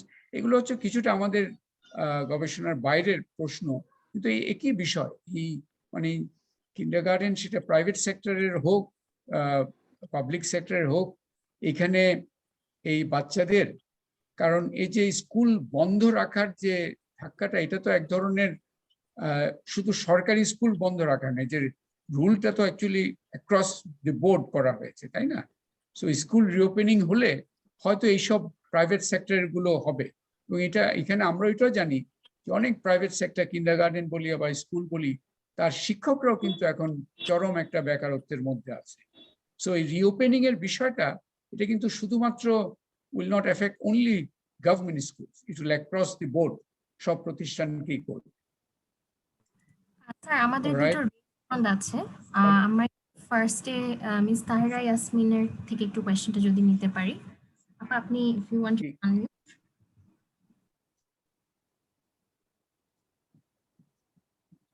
পরিচয় দিয়ে একটু বলতে বলেন। Miss Tahira Yasmin, আপনি কি আছেন? Yes, thank you. Ji Achin, I was struggling to unmute myself. Zildur Bhai, Imran, thank you for this. আমার কাছে শুনে মনে হচ্ছে যে এই আপনাদের যে গবেষণাটা করেছেন, you've raised some very interesting issues, and the biggest concern is the learning loss and the generational impact that it can have on the lives of this young the girls and boys. And I think my sort of interest comes from the whole point. I mean, how are parents looking at the decisions they want to make for their sons and daughters? Okay, I'm school pathabo, I will continue with the investments that I've made so far, equally for both sons and daughters. Naki I will have a preference. Karon a loss ke amar recover korte is going to take just too much an effort, which I don't have, because I can't afford to do that. Our motivational loss যেটা এসছে, এটাকে ফেরানো কিন্তু খুব কঠিন। একবার আমি যে মেয়েকে ঘরে নিয়ে এসেছি এবং সে আনপেইড কাজ, এবং আপনাদের জানি বিআইজিডির অন্য কাজ দেখেছি, তার আনপেইড কাজ বা কেয়ার কাজের মধ্যে ঢুকে গেছে, তার একটা জায়গা সে করে নিয়েছে, এবং ওটা থেকে বের করে এনে to go back to school or enter into the formal job market is going to be quite a tough call for those households. আর যে জিনিসটা আপনাদের দেখার না, but I'm just raising it because এটা আমাদের সবার মনে একটা প্রশ্ন, how will this influence the future decisions parents make about that girl's marriage choices and so on? I'm just throwing this out, just to hear your reactions, but I know that not all of this is covered under your research. Thank you for providing this platform. আমার মনে হয় this is obviously a very important point. আমাদের মানে directly ওই parental কনসার্নে আমরা যেহেতু আমাদের এই সার্ভেটা একটু বোঝার জন্য, এটা কিন্তু এক হাউসহোল্ডের যে হেড, তাকে জিজ্ঞেস করা হচ্ছে about children in the household. কিছু প্রশ্ন আমরা প্রাইমারি সেকেন্ডারি মেল ফিমেলের জন্য করেছি, কিছু প্রশ্ন ওভারঅল একটা জেনারেল ইমপ্রেশন বা জেনারেল ওপিনিয়ন, জেনারেল পারসেপশন নিয়েছি। প্যারেন্টাল কনসার্নের ক্ষেত্রে আমরা ওইভাবে ভাগ করিনি। আমরা ওভারঅল যারা স্কুলে যাচ্ছে সে বাচ্চাদের ব্যাপারে প্যারেন্টাল কনসার্ন, কিংবা যারা পরীক্ষা দিচ্ছে তাদের ব্যাপারে প্যারেন্টাল কনসার্ন, হয়তো জেন্ডার ভাগ করাটা হয়তো দরকার ছিল। কিন্তু আমাদের অন্যান্য যেই আমরা যখন এডুকেশন লাইফটা দেখছি, সেখানে যে এই ধরনের রেসপন্স গুলো দেখছি এবং সেখানে যে জেন্ডার ডিফারেন্স গুলো আমরা যেটা দেখছি, সেখানে কিন্তু we actually see boys to be actually at a disadvantage. Secondary level e, urban slum area te, secondary level e, poorer household e, boys are really at a disadvantage than girls. এটা আরো unpack করতে হবে, আরো more focused study হতে দরকার। কিন্তু এখান থেকে অন্তত I don't think that there is obviously a gender dimension, but I think it is primarily to do with the labor issues and to do with the work opportunities. সেখানে ছেলেদের ক্ষেত্রে they are at a greater disadvantage actually the secondary level and especially urban. Right. না ঠিকই আছে I think, এবং আমরা কেন পড়াশোনা করছেন না সেটার যে অপশন উত্তরগুলো যখন খোঁজ করছি দুটা দেখছি, একটা ছেলেদের জন্য রিলেটিভলি মোর হচ্ছে যে এই কাজের জন্য, so opportunity cost of labour একটা, মেয়েদের জন্য হচ্ছে গৃহস্থলী কাজে সময় দিতে হচ্ছে এরকম। তবে ওভারঅল আমরা যেটা বলছি যে the parents have tried to support a continuity of the educational life. এটা কিন্তু একটা বড় মেসেজ এসছে। They have incurred cost burdens for that, এবং তারা কিন্তু আবার তারা চেষ্টা করেছে, কিন্তু অপশনস তাদের কাছে তো খুব বেশি নেই, টেকনোলজিক্যাল সলিউশনস গুলো ওইভাবে নেই, মার্কেট সলিউশনস আছে যেটা খরচ একটা বোঝা দিচ্ছে, সেইখানে হয়তো the girls might be at a disadvantage ওই যে মার্কেট সলিউশনস গুলো ইকুয়ালি অ্যাভেল করার বিষয়ে। তো এখানে I think the bigger at this point bigger হচ্ছে যে how to address this learning loss in a holistic manner, দ্রুততার সাথে, সেটা একটা করা। But certainly this is a bigger issue. আমরা যে জেন্ডার ডিফারেন্সেস গুলো অনেকগুলো তো আমরা তেমন পাইনি বলে ওইভাবে তুলে আনিনি, এগুলো যে ভ্যারিয়েবলস গুলো আমরা দেখিয়েছিলাম, বাট ডাউন দি লাইন এটা আরো ধরুন প্রলংড হলে how this will work out, এটা আমাদের অবশ্যই দেখতে হবে। আর একজন রেজভি নেওয়াজ আই থিঙ্ক তুলেছিল। স্যার আসসালামু আলাইকুম। ওয়ালাইকুম সালাম। স্যার আমি রিজভি নওয়াজ, চ্যানেল আই কাজ করি। হ্যাঁ স্যার দুইটা জিনিস একটু বুঝতে চাই, যে এই যে হিসাবগুলো স্যার দিলেন আমাদের যে শিক্ষার্থীদের যে শিক্ষায় লস, এটা স্যার আমরা যদি আশেপাশের কোনো দেশ বা উন্নত কোনো দেশ, আমি জানি না এটা নিয়ে কাজ শুরু করেছে কিনা বোঝার জন্য, তাহলে একটা কম্পারেটিভ স্টাডি স্যার আমরা পেতে পারি যে এরকম হয়েছে কিনা, আপনারা খোঁজ খবর করেছেন কিনা।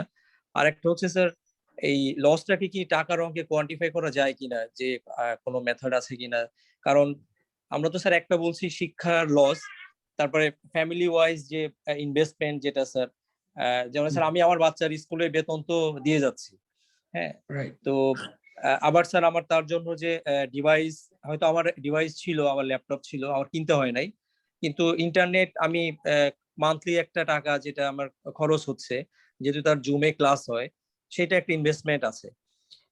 এর সঙ্গে স্যার যেটা খুব গুরুত্বপূর্ণ যে শিক্ষার্থীরা যারা স্যার ওই যে মানসিক যে স্বাস্থ্য তাদের, এইটা তো তার এই দুইটা কি স্যার টাকার অঙ্কে কোয়ান্টিফাই করা যায় কিনা, শিক্ষার লস এবং মানসিক স্বাস্থ্য? কারণ স্যার আমি ওই ঢাকা ইউনিভার্সিটির হেলথ ইকোনমিক্স ডিপার্টমেন্টের যে জনাব আব্দুল হামিদ, ওনার একটা ইন্টারভিউ করতে গেলাম স্যার মাসখানেক আগে, তো উনি তখন বলছিলেন যে এটা নিয়ে আমরাও কাজ শুরু করব, এই যে মানসিক স্বাস্থ্যর ক্ষতিটা বাচ্চাদের। এই দুইটা ইস্যু স্যার আপনি যদি একটু answer. Imran, you want to go first?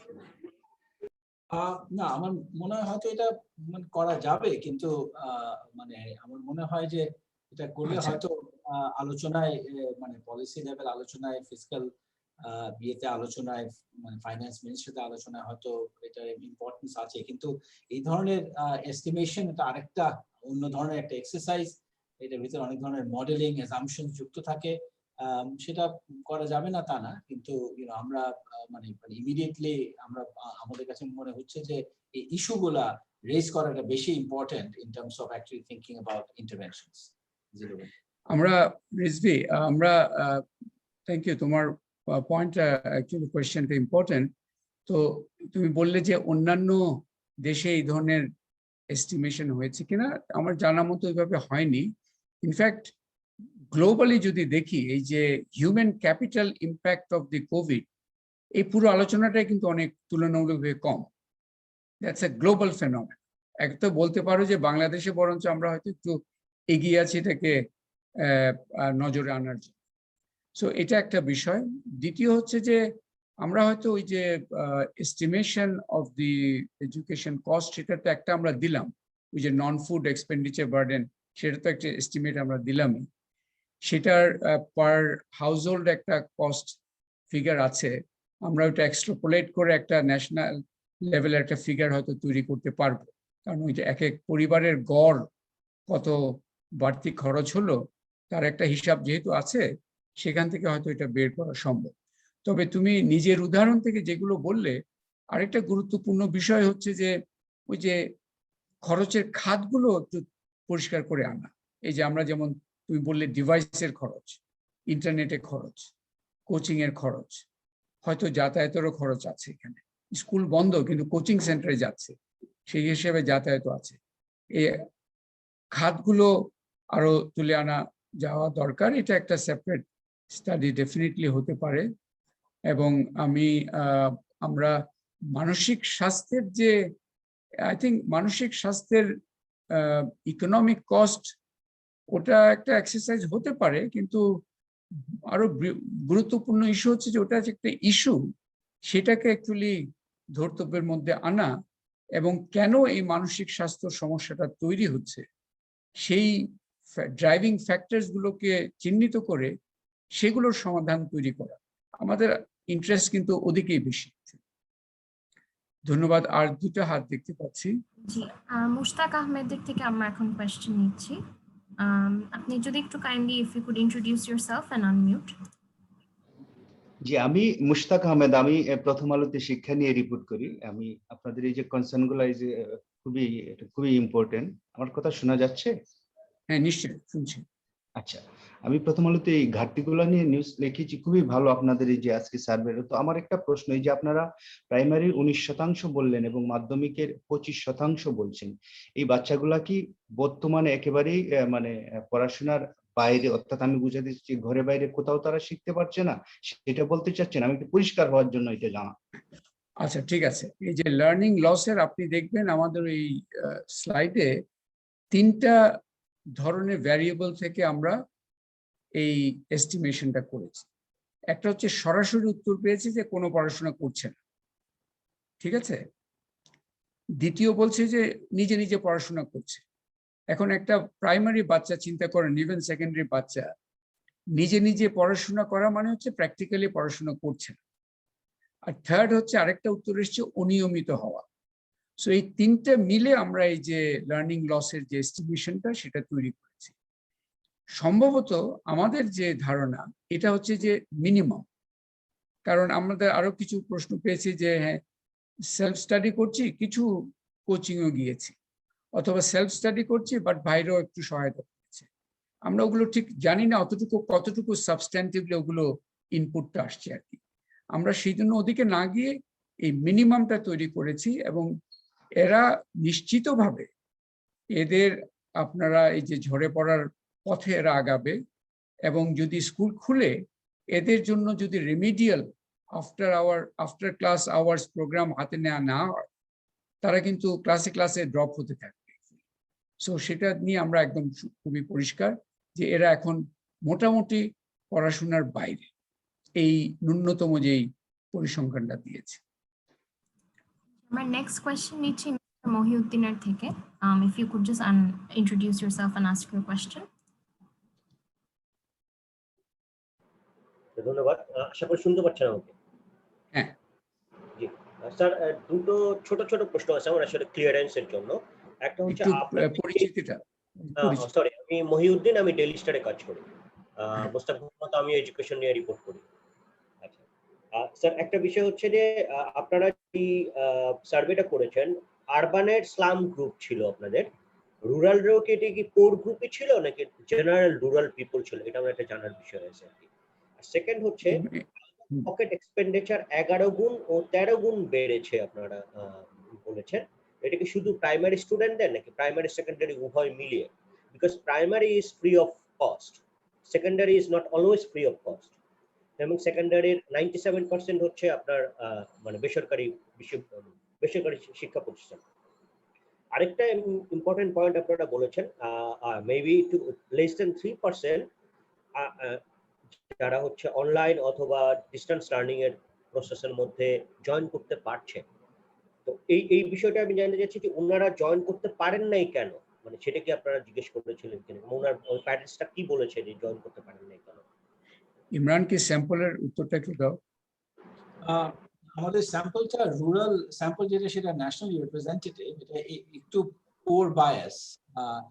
About half of the sample, roughly half of the sample হচ্ছে poverty line এর নিচে, so it is slightly higher than, sort of quite higher than national year. কিন্তু এটা অন্যান্য dimension it is sort of nationally representative at the divisional level. তো ওদিক থেকে আমাদের রুরাল স্যাম্পলটা is মানে nationally আমরা বলতে পারি, আর আরবান তো এটা আরবান স্লাম। ওভারঅল আমাদের এস্টিমেট গুলা will obviously be really biased towards the poorer segment. তবে ইমরান এটাও তো বলা দরকার যে আরবান স্লামসেও আমরা আরবান স্লামস বলছি বটে, but this are basically low income settlements. সেখানে কিন্তু অ্যাবভ দি পভার্টি লাইনও একটা ভালো সংখ্যক পরিবার রয়ে গেছে। ওকে, সো এই প্রশ্ন তো পেলাম। দ্বিতীয় প্রশ্নটা ছিল, আপনার প্রশ্নগুলো একত্রে নেওয়াটা একটা সমস্যা আছে। দ্বিতীয়টা একটু কি রিমাইন্ড করবেন মহিউদ্দিন? দ্বিতীয়টা ছিল, শুনতে পারেন আমাকে? আমি আবার বলছি, শুনতে পাচ্ছেন আমাকে? হ্যাঁ পাচ্ছি। দ্বিতীয় প্রশ্নটা 11 গুণ এবং 13 গুণ আউট অফ এক্সপেন্ডিচার প্রাইমারিতেই নাকি সেকেন্ডারিও আছে এর মধ্যে? না, এটা তো দুইটাই আমরা তো দেখি, এটা মনে হয় আমরা ওইভাবে ভাগ করি না। এটা হচ্ছে ফ্যামিলির শিক্ষা খরচ, মানে স্টুডেন্টদের জন্য এটা ভাগটা করা নাই। আর এটা এই যে 11-13 গুণ বেড়ে যাওয়া, কারণ প্রথম দিকে ছিল, আপনি বললেন না যে প্রাইমারিতে তো ফ্রি, কিন্তু প্রাইমারি তো বন্ধ ছিল। তার মানে যে এই যে আমরা এতক্ষণ যে আলোচনা করলাম, এই যে ফ্রি স্কুল যখন বন্ধ, তখন কিন্তু খরচটা থামেনি তো, কারণ তারা অন্যান্য ভাবে সেই শিক্ষা জীবন চালিয়ে যাওয়ার চেষ্টা করেছে, সেই জন্য এই খরচটা হয়েছে। তবে আপনার ওই প্রশ্নের উত্তর হচ্ছে এটা ওই প্রাইমারি সেকেন্ডারিটা আমরা আলাদা করা নাই, এটা হচ্ছে কম্বাইন্ড বেতে দেয়া আছে। আরো একটা প্রশ্ন ছিল স্যার, আরেকটা প্রশ্ন ছিল যে লেস দ্যান 3% স্টুডেন্ট হচ্ছে অনলাইন অথবা ডিস্টেন্স লার্নিং মোডে জয়েন করতে পারছে, আপনাদের স্লাইড থেকে আমি দেখতে পেয়েছি। স্যার, ওরা পারছে না কেন? প্যারেন্টরা কি বলছেন? মানে 97% হচ্ছে পারছে না। সো প্যারেন্টদের কোনো যুক্তি ছিল কিনা যে ওরা পারতে, ওদের কি কোনো সমস্যা ছিল নাকি অন্য কোনো লাইক ডিজিটাল ডিভাইসের সংকট থাকতে পারে, লাইক ইন্টারনেটের প্রবলেম থাকতে পারে, এরকম কোনো কিছু আপনারা পেয়েছেন? ওই ডিটেইলগুলো আমরা আনি নাই, কিন্তু এটাও একটা ডেফিনেটলি ওই বিষয়গুলো আছে, ডিজিটাল ডিভাইস, আপনার ইন্টারনেট কানেক্টিভিটি ইত্যাদি আছে। অলসো এটার বিষয়ে এটার রিচটা, এটার ইন্টারেস্টটা, এটার সম্বন্ধে জানার বিষয়টা, এগুলো একটা ফ্যাক্টর হিসেবে কাজ করছে। Imran, do you want to add anything? মানে অ্যাবসলিউটলি আমাদের অন্যান্য কাজ আছে যেখানে আমরা আসলে ডিজিটাল ডিভাইড নিয়ে আরো অনেক কাজ আছে। মানে একটা ফোন সার্ভের আধা ঘন্টা একটা সার্ভের ভিতরে আমরা লাইভলিহুডের 1 বছরের লাইভলিহুডের ডাইনামিক্স, এডুকেশনের এত ধরনের sort of dynamics, so there is limitation, there's and there has to be clear focus in terms of আমরা আসলে কি চাচ্ছি। সো এখানে আমাদের উদ্দেশ্যটা ছিল এডুকেশন লাইফটা বোঝা, নট নেসেসারিলি ডিজিটাল অ্যাক্সেসটার সমস্যাগুলো কি। That is not the purpose of the survey. Okay, sorry, আমি যদি জাস্ট আমি আপনাদের সময় নিচ্ছি বোধহয়। ইমরান মাতিন সাহেবের কথা শুনে আমার যেটা মনে হচ্ছে যে রুরাল এবং আরবান, স্যার জিলুর রহমান স্যারও একই কথা বলছেন, আপনাদের মূলত টার্গেট গ্রুপ যেটা ছিল সেটা হচ্ছে low income people, so low income people from rural and urban, এটা বললে কি ঠিক আছে? না, দ্যাট ইজ নট রুরাল। হ্যাঁ বলো ইমরান, বলো। একটা বড় স্যাম্পল, ওভার রুরালে over 50% is non poor, urbaneo I think is around 30%. সুতরাং it is not এটা bias, obviously it has got a more proportionately more মানে poorer group, কিন্তু এটা exclusively the sample is not on poor year ভিতরে না, সুতরাং এটা fully correct বলবো না। আচ্ছা, okay, alright Mohiuddin, thank you sir. ঠিক আছে, আরো দুটো হাত দেখতে পাচ্ছি, কুইকলি আমরা শুনে নিই। আমার নেক্সট হচ্ছে আনোয়ার ইব্রাহিম ভাই থেকে প্রশ্নটা নিচ্ছি। Please introduce yourself before asking the question. Thank you. আমি আনোয়ার ইব্রাহিম, আমি সমকালের রিপোর্টার। সরি, আমি আসলে আমার টেকনিক্যাল সমস্যার কারণে আমি একটু দেরিতে জয়েন করে ফেলেছি।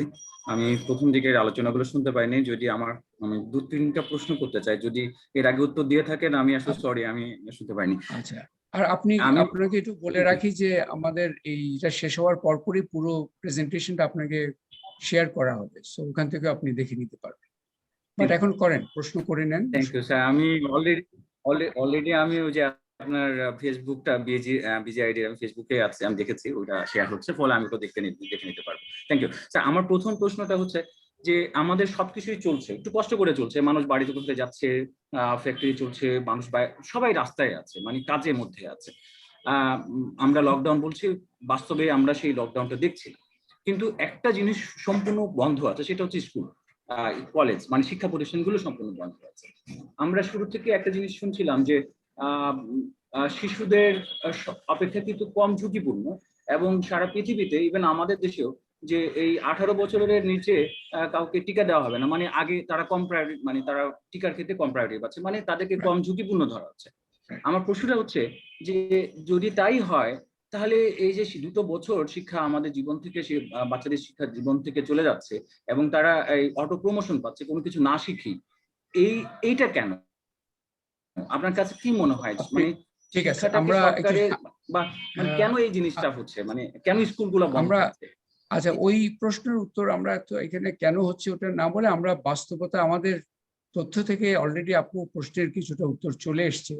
কারণ আমরা দেখেছি যে স্কুল বন্ধ ছিল, কিন্তু শিক্ষা জীবন চালিয়ে যাওয়ার চেষ্টা করেছে পরিবারগুলো। স্কুল বন্ধ ছিল, ঘরের মধ্যে ছিল না বাচ্চারা। 51% প্রাইমারি, 61% সেকেন্ডারি, তারা কোচিং, প্রাইভেট সেন্টারে গেছে, তার মানে আরেক ধরনের স্কুলে তারা গেছে। বাট ওটা তাদের খরচের বোঝাটা শুধু বাড়িয়েছে। তো সেজন্যই আমরা যে শেষে নীতি পরামর্শে আপনি খেয়াল করবেন, অন্যতম এবং পেরেন্ট প্রেফারেন্স আমরা দেখলাম যে তারা আর্লিয়েস্ট রিওপেনিং অফ দি স্কুলের দিকেই তারা বলেছে, এবং কেন বলেছে সেই বাস্তবতাগুলোই আমরা তুলে ধরেছি। তো আশা করি সেখানে আপনার উত্তরটা চলে আসবে। আমরা দ্রুত আরো 2টা হাত দেখতে পাচ্ছি। Let's quickly.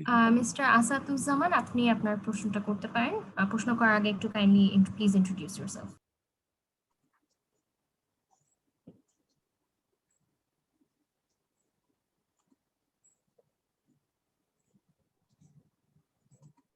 আসাদুজ্জামান হয়তো নেই, তাহলে পরের জন্য না। Sir. বলেন। Sir, what I am finding in the streets and Dhanmondi and surrounding areas, there are many dropouts in education sector, like who are earlier going to private school or some informal education institute for learning. So, what is the outcome? How do we netting them? And this percentage is not enough. Asaduzzaman, আমরা এখন অবশ্য আমাদের যে survey যে তথ্য দিলাম তার উপরে আমরা অ্যাকচুয়ালি প্রশ্নগুলোর উত্তর দেওয়ার চেষ্টা করছি। আশা করি আপনার যে প্রশ্ন তার উত্তর যে আমাদের যে তথ্যগুলো দিলাম তার মধ্য থেকে বের করে আনার চেষ্টা করব। Thank you sir. I think আমরা আমাদের ফাইনাল কোয়েশ্চেনটা নিতে পারি মিস্টার রবিউল আলমের থেকে। রবিউল আলম। স্যার, আমি রবিউল আলম, আমি দৈনিক আজকের পত্রিকা থেকে। স্যার, আমি একটা বিষয় ক্লিয়ার হওয়ার জন্য বললাম যে এখানে যে আপনারা বললেন যে লার্নিং লস রিস্কের যে ব্যাপারটা বললেন, সেখানে প্রাথমিকে আপনারা বললেন যে 34 লক্ষ, আর হলো সেকেন্ডারিতে হলো 25 লক্ষ। তো এই যে 60 লক্ষ শিক্ষার্থী যে লার্নিং লস রিস্কের মধ্যে আছে, এদের জন্য যদি ওই যে আপনারা লাস্টে বললেন স্টিপেন্ড বেপার বলছেন, আর আরেকটা বিষয় বললেন যে হলো সরকারি বাজেটে যেন ইয়েগুলা করলে বা আউট ক্লাস যদি আলাদা করে তাদের জন্য ক্লাসের ব্যবস্থা করা হয়, তাহলে হয়তো তারা রিকভারি করতে পারবে। তো তার মানে কি আমরা এটা ধরে নিতে পারি কিনা যে হলো যদি এই বিষয়গুলো যদি না হয় পরবর্তীতে, তাহলে এই 60 লক্ষ শিক্ষার্থী ড্রপ আউট হওয়ার যে মানে একদম সম্ভাবনা আছে আর কি, বা এরা ড্রপ আউট হয়ে যাবে, এই বিষয়টা কি নিশ্চিত করে আমরা বলতে পারি? অবশ্যই। আমরা তো মূলত লার্নিং লসটা হচ্ছে যে স্টেপ টুয়ার্ডস ড্রপ আউট, মানে লার্নিং লস এটা একটা রিস্ক, এটা বেসিক্যালি ড্রপ আউট রিস্ক তৈরি হলো।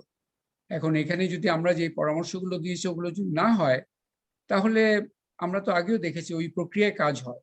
সুতরাং তবে আমরা প্রক্রিয়াটা তুলে ধরতে চাচ্ছিলাম, এই যে লার্নিং লস একটা প্রক্রিয়া, সেই বিষয়টা অ্যাকচুয়ালি আলোচনার মধ্যে আনতে চাচ্ছিলাম, যে ড্রপ আউট ঠেকাতে হলে কিভাবে এখানে পদক্ষেপগুলো নেওয়া যায়। তো আপনার কনক্লুশন আপনি অবশ্যই ওদিকে টানতে পারেন, ওটা যে ঝুঁকি। Imran, you want to add anything? হ্যাঁ, না, এখানে আমি ওই আগের একটা ইয়েতে ওই স্যাম্পল বায়াসের ক্ষেত্রে আমরা আসলে রুরালের জন্য, যেটা আগে আমরা রুরালের জন্য ওয়েট ইউজ করেছি, সুতরাং ইটস ওয়েট অ্যাডজাস্টেড। তো আমাদের যে রুরালের যে এস্টিমেট গুলো পাওয়া যাচ্ছে, দিস ইজ আমরা ন্যাশনাল পভার্টি ডিস্ট্রিবিউশনের ওয়েট ইউজ করে এটাকে অ্যাডজাস্ট করেছে। আর আরবানে যেটা স্লাম, তো এখানে ওয়েটের কিছু নেই, এটা আরবান স্লাম। তো সেটা আর এই প্রশ্নের ক্ষেত্রে আমার কাছে মনে হয় যে ওই মানে আমাদের ফোকাসটা আসলে ওই আমাদের মানে ওভারঅল ওই ন্যাশনাল ডিসকাশনের ফোকাসটা এডুকেশনে এই ড্রপ আউটে না হয়ে লার্নিং এ থাকা উচিত এবং লার্নিং লসে থাকা উচিত। কারণ আমার মনে এবং এখানে এফেক্টিভ ইন্টারভেনশনস কি হতে পারে সেটা নিয়ে আলাপ আলোচনা করা দরকার। আমার মনে রাদার দ্যান থিঙ্কিং অ্যাবাউট মানে ড্রপ আউট তো একটা টিপ অফ দ্য আইসবার্গ, এটা তো এর আগে তো আরো অনেক ক্ষয় হয়ে ড্রপ আউটটা হচ্ছে। তো আমাদের সেই ক্ষরণটা তো ঠেকাতে হবে যদি আমরা আসলে হিউম্যান ক্যাপিটাল রিকভারি চাই। ধন্যবাদ ইমরান, খুবই সুন্দর করে এই পুরো বিষয়টা আবারও পুনর্ব্যক্ত করা হলো। তো আমার মনে হয় প্রশ্নমালা আরো কি একটা, আমাদের টেকনিক্যাল টিম আরো আবার হাত কি একটা দেখতে পাচ্ছি নাকি? এই নামে তো একজন প্রশ্ন করেছেন মনে হয়। জি স্যার, আমি আসলে আমি কিছুক্ষণ আগে প্রশ্ন করেছিলাম, আমার দুটো তিনটা প্রশ্ন ছিল, আপনি একটার উত্তর দিয়েছেন। আমি যদি অনুমতি দেন তাহলে আমি বলেন চট করে বলেন। আমি যে প্রশ্নটা করেছিলাম স্যার, সেটা হচ্ছে যে আমাদের সবকিছু ইয়ে থাকছে কিন্তু স্কুলগুলো বন্ধ আছে। আপনি যেটা বলছিলেন স্যার, যেটা হচ্ছে কোচিং গুলো খোলা থাকছে, মানে বিকল্প জায়গায় যাচ্ছে। মানে আমরা বিকল্পতে কেন যাচ্ছি? যদি করোনা ঝুঁকি যদি থাকে তাহলে সেটা তো সে কোচিং সেন্টারে যাচ্ছে, সেখান থেকেও তার ঝুঁকি আছে। আবার তার যা প্যারেন্টসরা যারা বাইরে যাচ্ছে তার মাধ্যমেও সে ঝুঁকিতে পড়তে যাচ্ছে। আমি এই জায়গাটায় প্রশ্নটা করতে যাচ্ছি। আমি তাহলে কেন আমরা স্কুল বন্ধ রাখছি, এটা একটা প্রশ্ন। আরেকটা স্যার প্রশ্ন যেটা অনেকেই করছে, এটা নিয়ে আমরা বিভিন্ন সামাজিক মাধ্যমেও দেখতে পাচ্ছি, আমার প্যারেন্টসরাও কথা বলছে, স্কুল যদি বন্ধ থাকে আমার তো আয় কমে যাচ্ছে, তাহলে আমি কেন কোচিং ফি দেবো? এই ব্যাপারে স্যার আপনাদের মধ্যে বা আপনারা কিভাবে দেখেন বিষয়টা? এটা অনেকেরই একটা চাওয়া। আচ্ছা, আমরা আজকের এই ব্রিফিং এ আমরা আমাদের ওই তথ্য যেটা দেয়া হলো তার মধ্যে সীমাবদ্ধ রাখতে চাই। কিন্তু আপনার প্রথম প্রশ্নের উত্তর তো অনেকটা পেলেনি। আপনি যেই উষ্মার কথা তুলে ধরলেন, আপনার যে প্রশ্নগুলো ছিল সেই অনেকটা প্যারেন্টস এর প্রেফারেন্সের মধ্যে তো সেটা উঠে আসছে, তাই না? যে আমরা যে অ্যাজাম্পশন গুলোর ভিত্তিতে স্কুল ক্লোজার হলো, সেই অ্যাজাম্পশন গুলো ছিল যে হয়তো ঘরের মধ্যে থাকছে এবং কিছু করছে না, এবং কিছু টেকনিক্যাল সমাধান সরকারি তরফ থেকে হয়তো করার চেষ্টা হয়েছিল নন ইন্টারঅ্যাক্টিভ, সেটা দিয়ে হয়তো কিছুটা হবে। আমরা চেষ্টা করলাম বাস্তবটা কি সেটা তুলে আনার। সেখানে দেখতে পাচ্ছি যে পরিবারগুলো চেষ্টা করেছে শিক্ষা জীবন থেকে চালাবার, কিন্তু এর মধ্যে একটা বড় অংশ এই লার্নিং লসের ঝুঁকির মধ্যে ঢুকে যাচ্ছে, খরচের বোঝা বাড়ছে।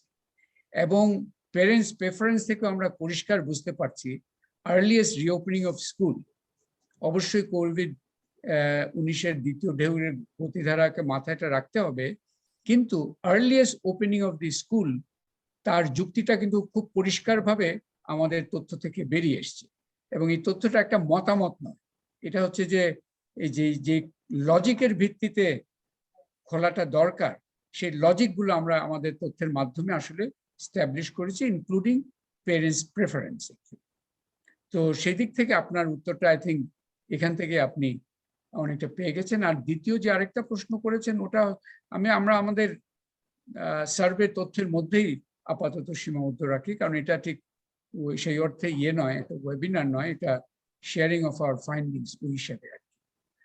আমার মনে হয় এর সাথে সম্ভবত আমাদের প্রশ্নমালাগুলো শেষ হলো। আই থিঙ্ক আমি আমাদের টেকনিক্যাল টিম, আপনাদের যারা মিডিয়ার বন্ধুরা আছেন, আপনাদেরকে ধন্যবাদ জয়েন করার জন্য। আপনারা সবাই সেই ডেকটা পাবেন। আমার টেকনিক্যাল টিমকে আবারও একটু বলবো, ওই 2960 কোটি ক্রোর শব্দটা যেন অ্যাড করে তারপরে ডিস্ট্রিবিউট করা হয়, না হলে একটা মিসলিডিং হবে। আমি আমাদের পিপিআরসি সকল সদস্য এবং বিআইজিডি ডক্টর ইমরান, আতিয়া রহমান এবং সবাইকে ধন্যবাদ জানাতে চাচ্ছি। আমরা এই যে চলমান যে কাজ আমরা শুরু করেছিলাম এপ্রিল 2020-এ, আমাদের মনে হয়েছিল আমাদের যে দুই প্রতিষ্ঠানের যে এই পর্যায়ে গবেষক হিসাবে আমরা একটা ভূমিকা রাখতে পারি, যে মাঠ বাস্তবতা, রিয়েল টাইম এভিডেন্স এটা আপনাদের সামনে, এবং এটা কিন্তু গবেষণা দ্রুত করা হয়েছে, কিন্তু গবেষণার সব ধরনের রিগারাস কনসিডারেশন গুলো, এই যে আপনারা আজকে যে তথ্যগুলো দিলাম, এগুলো বিশ্লেষণে কিন্তু যথেষ্ট মাথা খাটাতে হয়েছে। এই যে লার্নিং লসের এস্টিমেশন সবগুলো কিন্তু জাস্ট হুট করে কিছু করা হয়নি, প্রত্যেকটাই গবেষণা লব্ধ ফলাফল হিসেবে এসছে। আমরা 3 রাউন্ড করলাম এবং এবারে এই মানব সম্পদের বিষয়টা তুলে এনেছি বাড়তি একটা বিষয়, কারণ আমাদের দেশে এবং বিশ্বে সব জায়গায় এই স্বাস্থ্য এবং অর্থনীতি নিয়ে যত আলোচনা হয়েছে কোভিডের আলোকে, এই দীর্ঘমেয়াদী মানব সম্পদের উপর যে অভিঘাত হচ্ছে সেটা নিয়ে আলোচনা কিন্তু তুলনামূলকভাবে কম।